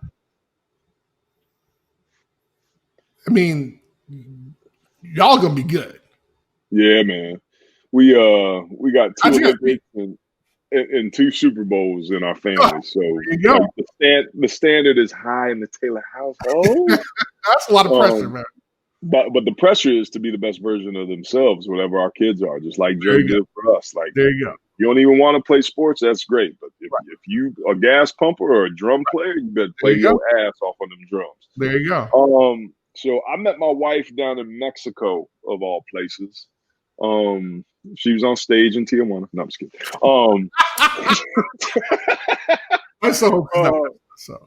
No, it's a family show. It's a family show. We were down at a mutual friend of ours named Justin. God dang, why am I blanking on Justin's last name? Oh man, it's crazy. Justin Armour. Okay. Justin was a receiver that played at Stanford and then later for Denver. Lived in San Diego. He and his wife Kara moved down to Baja, Todos Santos, kind of the Cabo San Lucas area, and we're starting something called Baja Life Camp. They had moved down there, just kind of leaving the United States just to go play and be bohemians in Mexico. Nice. And functional fitness meets raw organic food. His mom was a classically trained chef, so it was like this really good food, meets all this functional fitness stuff. So we were basically the guinea pigs, and there were 20 of us down there. They all flew down. I was the only guy that drove from San Diego. None of us, the other people, most of the group knew each other. My wife was like with 10 or 11 other people. And I went down there. I didn't know anybody, but I was like, man, I'd always wanted to kind of camp and fish my way down Baja. So I drove down from San Diego. It's 1,000 miles, whatever it was. And, we all just got together and know each other and kind of hangry. None of us were eating real well and sleeping real well. And there was chickens cock-a-doodle doing. And at the end of the trip, I was going to drive back and stop off this place called Guerrero Negro, which is where the whales come and calve and like teach their little baby calves how to fish. And you get to go out and like look in a boat that you can touch your hand in the water and like there's whales right there. It's incredible. So I was going to do that. And like everybody down there, Talina, my wife, who I didn't know was a stranger to me at the time, was like, girl, go back with him and watch them whales. You know what I'm talking about? Go watch some whales, girl. So she was asking me to drive back, and I'm like, man, who is this chick, right? Like, if she's crazy enough to drive back, like, I'm crazy enough to have her. I was like, 'cause one of two things is going to happen. A, it's going to be awful, and that's going to make for a fantastic story that's going to be very close. Or B, it ain't gonna be that bad, and I have company for 2 days, and we'll get to go see some whales with somebody. So I had a girlfriend at the time, but I was using that trip as kind of a, do I poop or get off the pot with this other girl? And there was nothing wrong with her, but there wasn't anything really right with her, and I was kind of just. She was the girl I always dated, right? The same chick, but it was like I couldn't close my eyes and be like, all right, if I died, would I want this chick raising my kids? That answer was no. Right. So, but like the first time in my life I did the stand-up mature thing was like, I'm gonna break up with this girl when I get home. And boom, enter Svetlana Todorova Yanchulova. Wow. Which was my wife's birth name. She's Bulgarian by birth. She's now Lena Taylor, and more happy than all of us. That's a little different. She legally changed her name, and we're all very grateful. But she was still actively playing professional beach volleyball, and she was in the 2000-2004 Olympics in Sydney and Athens, representing Bulgaria with her sister. Finished 9th and 17th, I think, respectively, and is the classic overachiever. Like, you talk about outkicking your coverage, like winning games, and her story of how her and her sister got to their first Olympics is, if you made a movie about it, you wouldn't believe it. It was so unlikely, like every single thing that had to fall into place, and it was so unlikely that if she had thought about the totality of what she was going to do, she would have been discouraged and didn't do it. She's got a great story that she tells about how important it is to, break things down into digestible chunks and just do the next indicator step, blah, blah, blah. Anyway, we drive back and we decide, I break up with that chick, especially after I'm getting to know Lena, because we had a 1,000-mile ride on the way home. You get real comfortable. You're a kilometer 11. You pass your favorite color. What sort of music do you like? Oh my God! Got deep on the way home. It was childhood wounds and failed relationships, and that was a critical piece because we were so open and honest. There was no reason to hold back or try to posture beyond a date. We were just this is what it was, and I think looking back, that was probably a key element to it. And the fact that I played professional sports and respected her hustle. I knew what to do on game day, right? Be close, but don't be in the way. Be there if she needs me, but be behind her, not in front of her. Be off her 6, so that she can see me, but it's her world. Right. And I wasn't all oh, you play pro beach volleyball in a bikini? And I think she appreciated that. And man, it's my best friend, the best teammate I've ever had. Oh, that is awesome, man. That is absolutely beautiful. Now let's talk about your current profession. All right. So you are an expert in collegiate football. Okay. So you can talk your ass off about that. First question. How would you describe the 2020 college football season? Whew, man, uncertain, bananas. It's the most uncertain, continually fluid experience around this sport that I've ever experienced and could even imagine possible. And on the first attempt at us to record this, when you didn't hit record, we had started talking about all right, that's not the first part of COVID, where you would take your clothes off at the front door and run them to the washer and wash them right away because you didn't know, you didn't want to get sick and bring anything home. And you're spraying down your groceries from the store. And it was then the NBA got canceled. First, the NCAA tournament got canceled. Right. Then the domino of the NBA fell, and it was boom, boom, boom, boom, boom. And it was a wrap. And there was no way it was going to happen. Then it was well, let's look at the economics of this. We maybe need to find a way to figure this out. And we did as a sport. And I didn't think it was going to be possible. I didn't think we could do it. I thought initially that we would be putting people in harm's way. And as it turned out, we weren't. We were keeping them safer in many respects. And there were people that got sick. We don't necessarily know what the long-term ramifications are. But by and large, Alabama winning the national championship the other night is the single greatest testament to the commitment and dedication of the people involved in the sport of college football as I think we've ever seen in the 200-plus year history of this sport. It was nothing short of miraculous what had taken place and what we found ways to do, and the behavioral change that was necessary and required across the board by everybody to allow that to even be possible, I think is the thing that I was most impressed with. But the uncertainty had a real profound effect on people's mental health, including my own. Man, I had 4 games that I prepared for, one of which was on the Friday before the Saturday game. Boop, turned off. There was one I was in the air, got canceled as I was flying to the game site. Yeah, so that's hard. It ended up being hard for me. It happened once, then happened twice, then happened 2 more weeks in a row. And they all internally, CBS, thought I was a kiss to death. Like any game I got put on was going to get canceled. So he was like, damn, maybe we don't put Aaron on no games. But it was a challenge, man. It wore me out towards the end. And I'm a college football analyst talking about sports on TV and getting paid handsomely for it. I can't imagine what these young men and these coaches, their livelihood, when they had that taken away from them. So again, the resilience that I think we showed as a sport, I think was nothing short of extraordinary. I'm really glad we found a way to do it safely. Now that we're seeing the second spike, I have no idea what the 2021 season is going to be like. But with the vaccine coming online, I think we're all hopeful that we may get back to some normalcy this fall. One of the things that I was shocked about was, and I forgot who actually played in the game, but it was a Pac-12 game, and 2 opponents wound up having a COVID outbreak.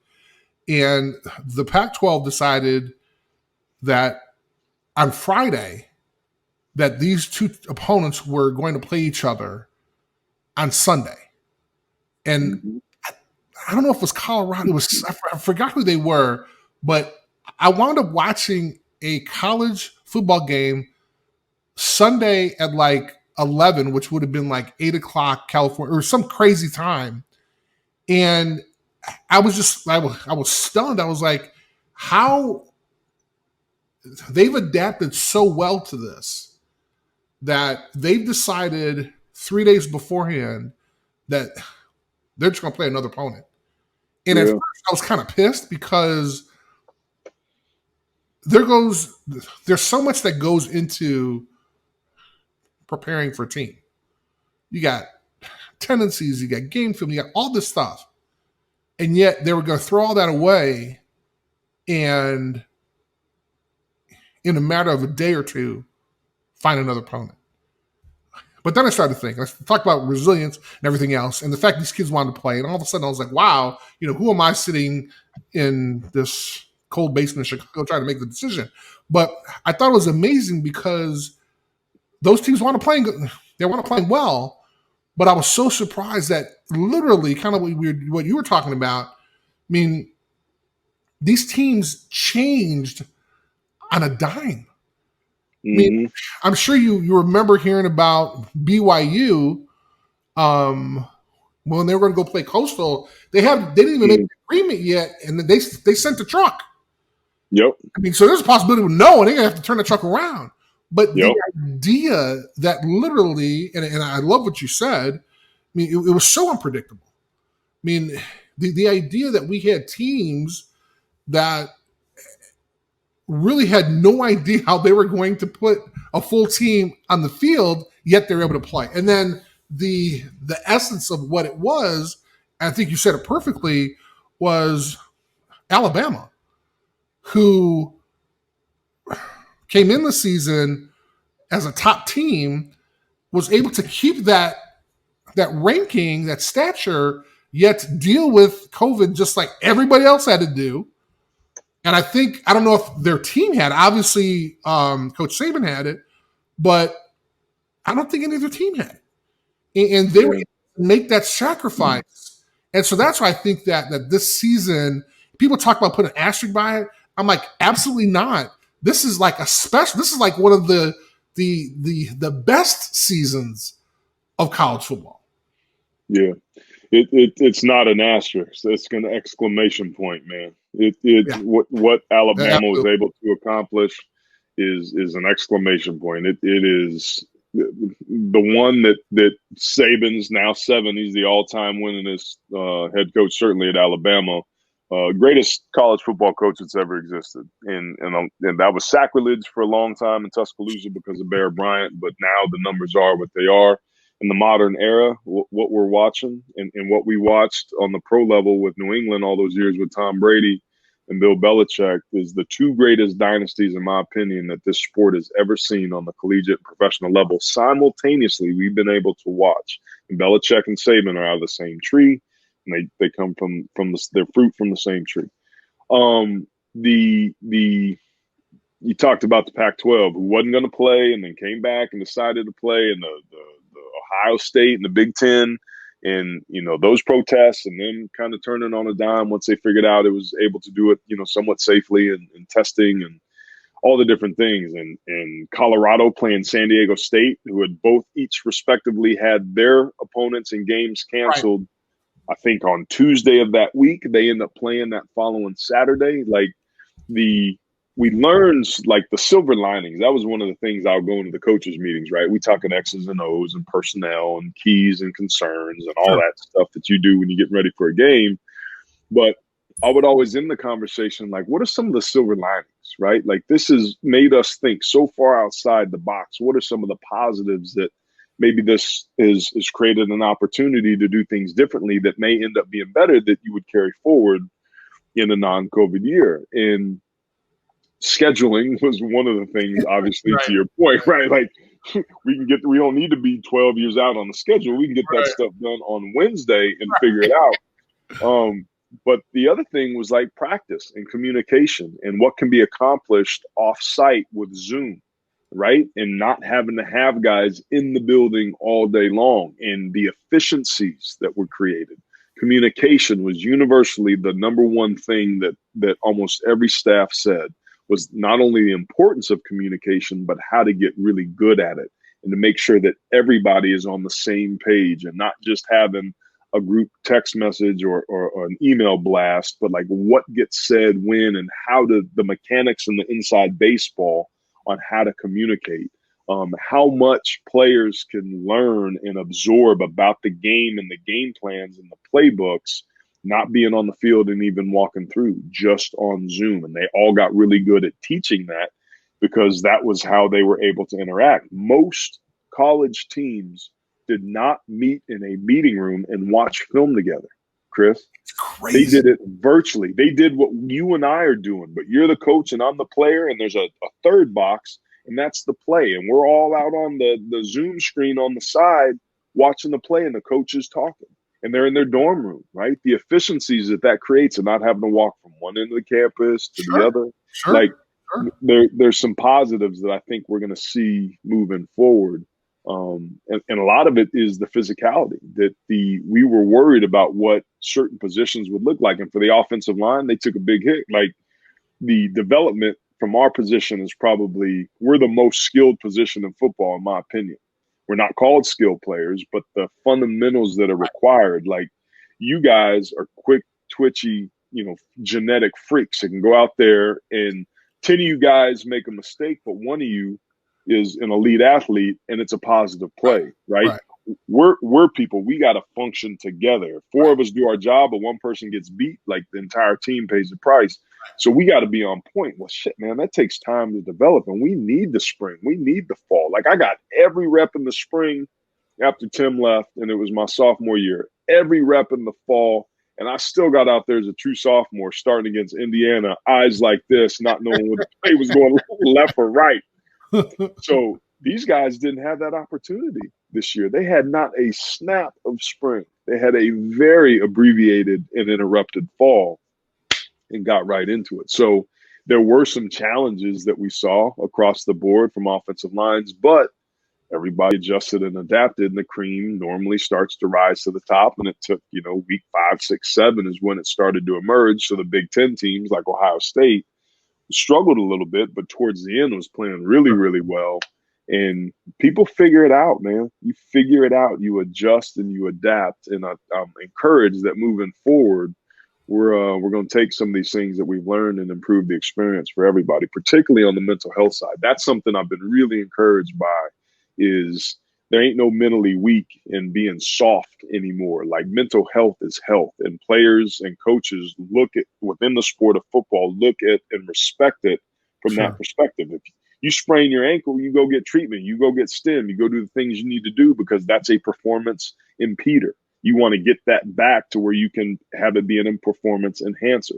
Well, mentally, if you're not right, guess what? Your performance is impeded. So do what you need to do to get your mentals right, so that you can go out and have the maximum, positive outcome that you want. So that's another shift that I've seen come out of this that I'm really encouraged about moving forward.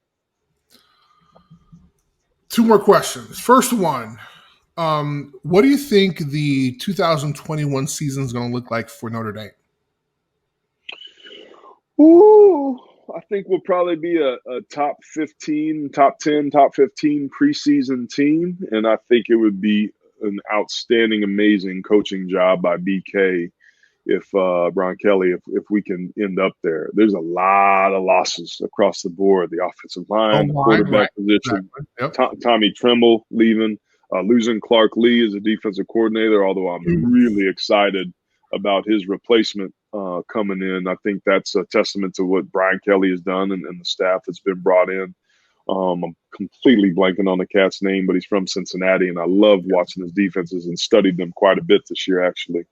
I think it's going to be a rebuild and rebirth year. There's without question a disparity between us and Alabama and Clemson and Ohio State. Like, those four teams are the elite in college football. And there's some personnel guys. It's funny. I was talking to Scott Kolkowski today, man. I talked to Colo for nice 45 minutes today, and we were having this conversation, and he's like, he works for the Detroit Lions in their organization, and he's the safety protocol guy, blah, blah, blah. So he's talking to, personnel people. He's like, I could draft my whole damn draft off those four teams. Like, they're that good with these 4- and 5-star players. It doesn't mean that you're going to pan out that way, but the lump of clay that they start with is really damn good. So Notre Dame just doesn't have that elite level player. You can't have a guy like Jalen Waddle and have him go down and have a DeMonte Smith step up and win the Heisman. Like, it's comical what these guys do and what they have on their rosters. Notre Dame may have a guy like that, but look at Chase Claypool in the season that he had with the Pittsburgh Steelers. Like, where'd that come from? Like, thank you. He was a decent player at Notre Dame, but he wasn't that cat. Why didn't that happen at Notre Dame, right? So we have bits and pieces of these onesie, twosie guys at elite positions, but particularly on the defensive line, particularly at the cornerback position and an elite level quarterback, even though Ian Book is statistically the greatest quarterback that's ever played at Notre Dame. When you look at the things he was able to accomplish in the win-loss record and just his consistencies, phenomenal career. But look what Mac Jones did. How is Alabama going to survive having Tua Tagovailoa go on to the NFL? In comes his backup. And it's perennial, man. Like, that was the thing I learned going back to the Super Bowls when we went back-to-back years, Super Bowl 31, 32. Like, it's one thing to get there, but to stay there, it's way harder the second time. Way harder the third time because of complacency and human nature. And this, oh, man, we did it before. We're going to do it again. Look what happened to us. In 88, we won it. We didn't get back. We got close my senior year, beat Florida State, but, man, screwed the pooch against Boston College. They give it to Tommy Bowden or Bobby Bowden in Florida State, right? We haven't been back since. Right. And we were good enough. We talked about the roster. So it's one thing to get it done once. It's another thing to do it perennially. And until we can close the gap, and Brian Kelly acknowledged this, until we can close that gap from a talent standpoint, I think Notre Dame getting to the playoffs is the same thing as us winning the national championship with respect to what our potentiality is. We've got to change that. And if we can't, then what we've done, these 12-0 undefeated seasons and doing as well as we did running through the the ACC, that's probably going to be as good as it's going to get until we can start getting those elite level players. And as you know, them cats, I can't always get into Notre Dame. There's some other things, or want to go to Notre Dame, and there's some inherent, headwinds and challenges there. That's very true. All right, look, man, this has been great, but I want to save the best for last. Like, we're both raised by single moms, and I just flourish when I see my mom when she was happy. She really didn't go to my high school games. She went to my college games, and there's actually a picture over my shoulder. I don't know if you can see it, but after one of the games, I came out looking for her, as I always did. Like, I just went out and people asked me for my autograph. I'm just like looking for and I see her, and she smiled, I'd wave, and I'd start signing autographs, right? So I'm looking for her one day, looking, I don't see her. I'm like, wait a minute. I know she came to the game. I talked to her before the game. What's going on?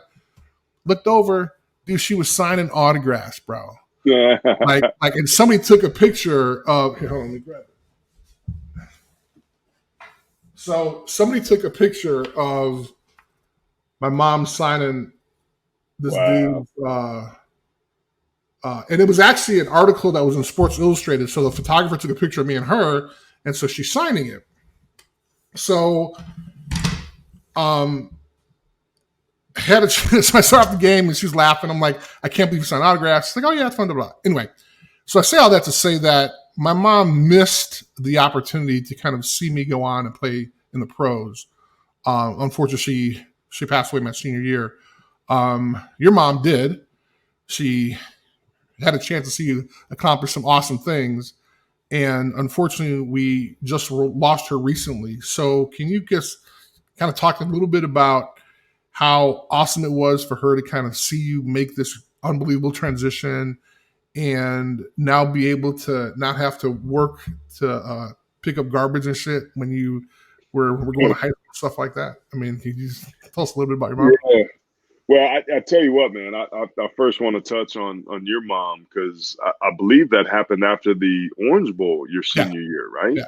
Because I remember, this is crazy, man. Like, I remember hearing like somebody running down the hallway, and it was like heavy footsteps. And I didn't think anything of it. And then woke up the next day, and like the news kind of spread, like, oh man, I think something happened with Chris's mom. And I believe that was you running down the hallway. And, then the story, you going home, looking through the window, and, it was a tragic scene. But like, that's always resonated with me. And I remember that because like it was Chris and his mom, Chris and his mom, Chris and his mom, Chris and his white mom, right? That raised this, light-skinned, superpower football guy. Like, we had a lot in common, right? The righteous beige alliance lives on. Hello. But for me, man, like, my mom was so supportive in everything I did, and she was so proud of me, and would introduce herself as Aaron Taylor's mom, right? Like, and the sacrifices that she made kicking me out of the house. Now, meanwhile, the backstory there is everybody told her don't do it. And she was scared to death. They're like, if you do it, you're going to lose him. He's never going to come back. You can't do it, Marty. Don't do it. And she's like, I've got to do it. I've got to do it. I may lose him, but this is like, I'm desperate, and I think this will wake him up. So like, those stories of what went into getting me to go to De La Salle, that got me to Notre Dame, that got me to be a, college football Hall of Famer, and, an NFL player in between. Like, I was her whole life, man. I was it.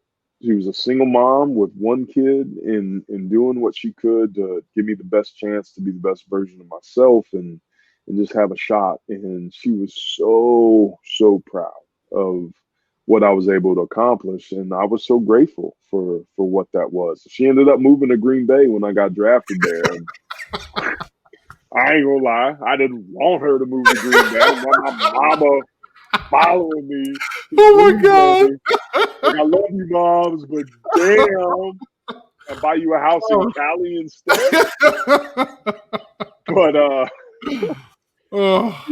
to have her be there, man, and to watch it, I mean, it you know what that's like. It's like, it was everything to me. Like, I was a little boy. Like, she told me a story, and this is a big part of how I ended up, playing football was as a little boy. She told me I ran in from outside playing in Oakland. I was like 4 years old, in a diaper, no shirt. I never wore clothes.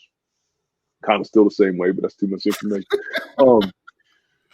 I ran in and I looked at the TV and I said, football. And she's like, yeah, honey, that's football. Now get your butt out the way. I'm trying to watch the game. I said, I play football. And she's like, yeah, you love football. Here's your football. Go play. Get out the way of the game. She's like, and she said, then I got mad and was like, no, I play football and I buy you a house or something to that effect. Jesus. And she was like, whoa. Like, and she said, I was, serious about it. And then boom, turned and just kind of, went back to being a little kid. And I don't know if that was true or that she got planted or that's just what I remember. But she told me that story. And I just remember growing up, like wanting to be the guy that bought his mom a house, man. And I did, and, did the little present and she didn't know what it was. And she opened it. It was a door knocker. And it had her name on it. And like, I'll never forget that moment, man. That was the culmination of, hey man, look what we did together. Look at what has been afforded us, this incredible opportunity, man. Wow. So I'm a Dukes. We lost her. Yeah. How hard was that? It was brutal, man. It was about 3 years ago. She had a catastrophic stroke. Left side of her brain blew out. She was pretty morbidly obese and heavy and didn't really take care of herself as well as she probably could have. And it was an inevitability. She was a ticking time bomb, I think, cardiovascularly. But that was the irony because her brain blew out, but her body stayed alive for 5 days. So in that time, she was in hospice and was NPO, so no food, or not NPO, but no food, no water. Okay. But she was there, and I could sing to her, and I got to put, lotion and Vaseline on her old lady cracked up dried feet and brush her hair and like really love on her and mother her, right? And this opportunity, man, to be able to take that time to physically. Hey, Aaron, you're I think you went on mute. Yeah, sorry. Yep, you're good now. It's just crapped out. It was incredible to have that opportunity to be with her. And so my best friend from high school, my cousin kind of flew in, and we were basically sitting around waiting for her to die. And we were at this beautiful hospice place. Well, I told you that my mom had worked in hospice. It turns out that unbeknownst to me and not planned, just kind of serendipitously, she got brought to the hospice place where she used to work. Wow. Dude. So people are like, as the shifts would change, like, oh my God, is this Marty Taylor? Oh my God, I loved your mom. Let me tell you this story about her. On my first day, blah, blah, blah, blah, blah, blah, blah, bro. So 4 days, 5 days of this, right? Now we're talking, and my mom loved to cook. She was a fantastic cook. So we started vibing and jonesing on all the great dishes that she made. And I'm like, let's have a potluck. Like, everybody picked the dish you love that my mom made. I have all of her recipes. So I'm going to go to the store. We're going to have this big old feast. So we're at the hospice place burning, like we're making food for everybody. This big old meal, mac and cheese and this lasagna and mashed potatoes and fried pork chops and like all this stuff we all love to hers. And we end up cleaning up the kitchen. We all got these full bellies and we sit down. That happened to be Saturday. And Notre Dame happened to be playing Stanford that weekend. And my mom loved Notre Dame football. Even after I left and graduated, played in Green Bay, she would still watch the game. So she was in her room, and I turned the TV on for her. And the rest of us went out to kind of like the living room area, and we're watching the Notre Dame game there. And I was sitting on the couch, and it was my wife and my cousin and my best boy, Dom. And the nurse comes up, and she goes, Aaron, your mom's transitioned. And I was like, whew. It was like, I looked around at everybody and it was like, we knew it was inevitable. It wasn't like, oh shit, she what? So we get up and we go in the room, and some emotion hits me, and I'd had this big cathartic release right when I found out, and I could hear her labored breathing, and like when I got the first call 5 days before, I knew it was a one-way ticket. Okay. So I'd kind of gotten rid of all that, but like there was a lot of emotion that welled back up, and it was just like, I just went and made my peace with her first, and just thank you so much for everything that you've done, and your love and support, and I hope you're proud of the man that I've become, and everything I do in your honor, and blah blah blah. And so we circle up and we pray, and I go first, but I invite other people to pray, and we have this beautiful like prayer circle where everybody's holding hands, we're standing around her bed, and like we were there so long, like the color on her face started to go, right? Like, oh my gosh. And you're looking at like this flesh, and it's like, it's a vessel, man. Like that was not her. Like, and that's, I think, part of seeing actual dead people when I've been to open caskets. And like in that moment, it's like, we're not our bodies, man. We all think that like we're human beings having a spiritual experience, when it's the other way around. We're spiritual beings having this human experience, and she was finally free of that burdensome vessel. And so it was cloudy and rainy that weekend in the Bay Area, right? And we were in a residential neighborhood, and there was this big old oak tree, and it was like the room didn't have much sun, and there was these Venetian blinds or plantation shutters or whatever it was. And as we finished the prayer circle, man, as we finished the prayer circle, at the very last minute, the sun, the bright sun, like the clouds part, the sun comes into the room and put this triangle of light just on her face, Chris. Oh my God. Nowhere else in the room, nowhere else on her body, just her face. It went bright quick and then slowly turned out, dude. Come on, man. So we all, like, the laugh cry that happened at that moment between all of us in that room, it was like undeniable, bro. Oh my God. What was taking place, and as if it was my mom was like, I'm out. Oh, wow, dude. I mean, come on, man. That's awesome, man. Can't make it up, bro. Can't make it up. That is awesome, man. Bro, it's been, I wanted to save that for last because now I'm fucking tearing up now, man. Damn. But I mean, the idea that, there was no man, and there may have been some role models and some guys in the neighborhood and stuff like that who you could look to, oh, hey, and he's cool or whatever. But, my mom taught me how to throw a football. She kind of taught me how to be tough and all this other stuff. And, it's so funny because although my mom really didn't have a lot, like when you talk about leadership, I look at what she accomplished. And, I've been with Holtz. I've had a chance to meet presidents. I've been around the block. And it's funny. It's kind of like I always kind of go back to her type of leadership, being selfless and everything else. But thank you so much for your time, sir. This was awesome. It feels like I'm talking to my little brother, which is amazing. However, you look a hell of a lot better than I do. You got bigger arms than I got, so we even. Wow. Just saying. I'm clearly the College Football Hall of Fame inductee that's got the smallest biceps. There's no denying. Oh, no. No denying. You are in the. Look at that. You look good, man. Hercules. See? What's you about, like 275 now, or? Well, I got the Rona, bro, so I'm down 18 pounds. Oh, there you go. See? The mid 80s right now. I'm good, man. Mini. You're going to take my lunch money again. That's awesome, man. I hope you're feeling better. I'm great. You are. I'm good. Okay. I'm good. All right. Brother, this has been a blast. I'd like to thank everyone who's watching on YouTube and Facebook.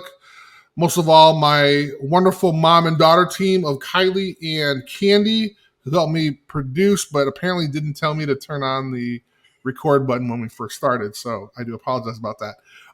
This podcast, along with all of our others, will be on my YouTube page at Chris Zorich 50.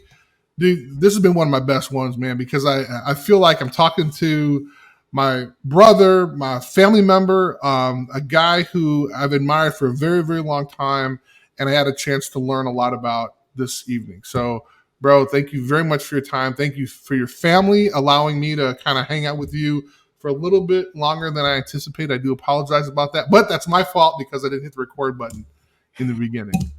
My pleasure, brother. I am because of us, man. Happy to be here. There you go, man. I love you, bro. Love you too, man. All right, man. Be good.